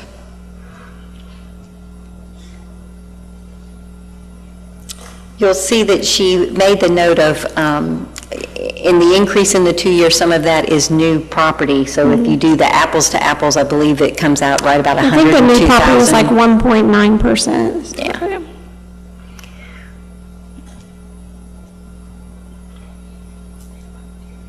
So if there's no further questions for staff, I will open the public hearing. So, Madam Secretary, has anyone signed up to speak? No, Mayor. I'll officially close the public hearing. Page 594. I move that the property tax rate be increased by the adoption of a tax rate of 0.5640, which is effectively a 3.2% increase in the tax rate. Second. I have a motion from Councilmember Ennis. I have a second from Councilman Peterson. Is there any further comments? Madam Secretary, if you'll call the roll. Councilmember Ennis, Yes. Councilmember Peterson, Yes. Councilmember Jones, Yes. Mayor Pro Tem Nelson, Yes. Councilmember Rogers. Yes. Thank you, council. The motion passes unanimously. We're now on 9O. We only have 3 more. Hold public hearing on the Hunters Crossing Public Improvement District ongoing service plan and proposed assessment levy. Consider any objections to the proposed assessments and consider action to approve the first reading of ordinance number 2018-24 of the City Council of the City of Bastrop, Texas, approving the updated service plan, including provisions related to assessments for Hunters Crossing Public Improvement District attached as Exhibit A, approving a fiscal year 2019 assessment rule for the district, and containing other provisions related to Hunters Crossing Public Improvement District and the Hunters Crossing Local Government Corporation, and providing for an effective date, and move to include on the September 25th, 2018 City Council meeting for a second reading. Ms. Waldron. Yes, so this is an annual review of the service and assessment plan. At this point in time, we do not have any changes to the service and assessment plan. As you'll see on the assessment levy, there's only one change, and that's with the capital single family. This capital assessment rate is a table in the service and assessment plan, so we follow that table in assessing this fee. So it's going from $338 per lot to $358 per lot, and that's the only change to the levies this year. Any further questions, any questions for Ms. Waldron, Mayor Pro Tem Nelson? And just to be clear, this assessment plan was approved by the local government corporation that operates the PID, correct? And the only reason there's an increase in the single-family dwelling is because that follows the assessment plan. Yes. And so it's just part of the historical document. Thank you. Councilmember Ennis? I got it answered. Okay. Is there any further questions before I open the public hearing? I'm officially opening the public hearing on Hunters Crossing Public Improvement District. Madam Secretary, has anyone signed up to speak? No, Mayor. I'm officially closing the public hearing. Motion to approve. I have a motion to approve from Mayor Pro Tem Nelson. Second. I have a second from Councilmember Rogers. Is there any further discussion? Madam Secretary, if you'll call the roll. Mayor Pro Tem Nelson? Yes. Councilmember Rogers? Yes. Councilmember Peterson? Yes. Councilmember Jones? Yes. Councilmember Ennis? Yes. Thank you, Council. The motion passes unanimously. We're now on 9P. Consider action to approve the first reading of ordinance number 2018-18 of the City Council of the City of Bastrop, Texas, amending the Code of Ordinances, Chapter 4, titled Business Regulations, Article 4.08, titled Commercial Filmmaking, adding the provision that allows the city manager to assign a designee and repealing all prior ordinances that are in conflict herewith, as attached in Exhibit A, and providing for findings of fact, enactment, effective date, repeal or severability, and proper notice in meeting, and move to include on the September 25th, 2018 agenda for second reading. Chief Altgeld. Yes. What this will do is it'll amend the ordinance to allow the city manager to appoint a designee to take care of the film process. Right now, I've been working with Debbie Moore, and it's just, making sure that we're in compliance with the ordinance and that the people that are coming in for filming and commercials are doing everything that they're supposed to do. But there's a little bit of a bog down with all the busy activities that the city manager has to do after I vet it all, to send it to her so this will streamline the process and take one thing off of her plate. So just let me publicly designate the Chief of Police, Director of Public Safety as my designee. Do we need to, does a motion need to include that? No. And right now, my understanding is that we waive fees if they'll make a donation to a local nonprofit. Yes, ma'am. And that remains the same. This is, the only thing that this is changing is just that city manager doesn't have to put eyes on the entire thing and sign it. That is correct, ma'am. Move to approve. I have a motion to approve from Councilmember Jones. Second. I have a second from Councilmember Peterson. Is there any further discussion? Madam Secretary, if you'll call the roll. Councilmember Jones? Yes. Councilmember Peterson? Councilmember Ennis? Yes. Mayor Pro Tem Nelson? Yes. Councilmember Rogers? Yes. Congratulations. Yeah, congratulations, Chief Argo. That's one thing off her desk. Maybe she can find some more things that can move off there. Okay, we are on item 9Q, consider action to approve resolution number R 2018-83 of the City Council of the City of Bastrop, Texas, authorizing the city manager to execute an advanced funding agreement between the City of Bastrop and the State of Texas regarding portions of the River Loop Trail project within the State of Texas right-of-way, establishing an effective date. Hello, Mr. Polly. Good evening. I'm asking council to authorize the city manager to execute the advanced funding agreement between the City of Bastrop and the State of Texas regarding portions of the River Loop Trail project that are within the TxDOT right-of-way. And this shows, it's hard to see, but this comes in 3 phases. Phase 1A is that portion on Loop 150 that makes the curve there and comes up to 71. Phase 1B is that portion along 71 frontage. And then phase 2 is the portion along the river that encompasses Water Street and Main Street. On the loop, phase 1A, Loop 150, there's a budget set for $168,795. And for phase 1B, along the 71 frontage, is $180,774. And then phase 2 encompasses the amount of $214,975. We've also included $50,456 for TxDOT funding to manage and control the project. That leaves us a total budget of $615,000. Originally, EDC was, we were going to get that funding from EDC advanced funding.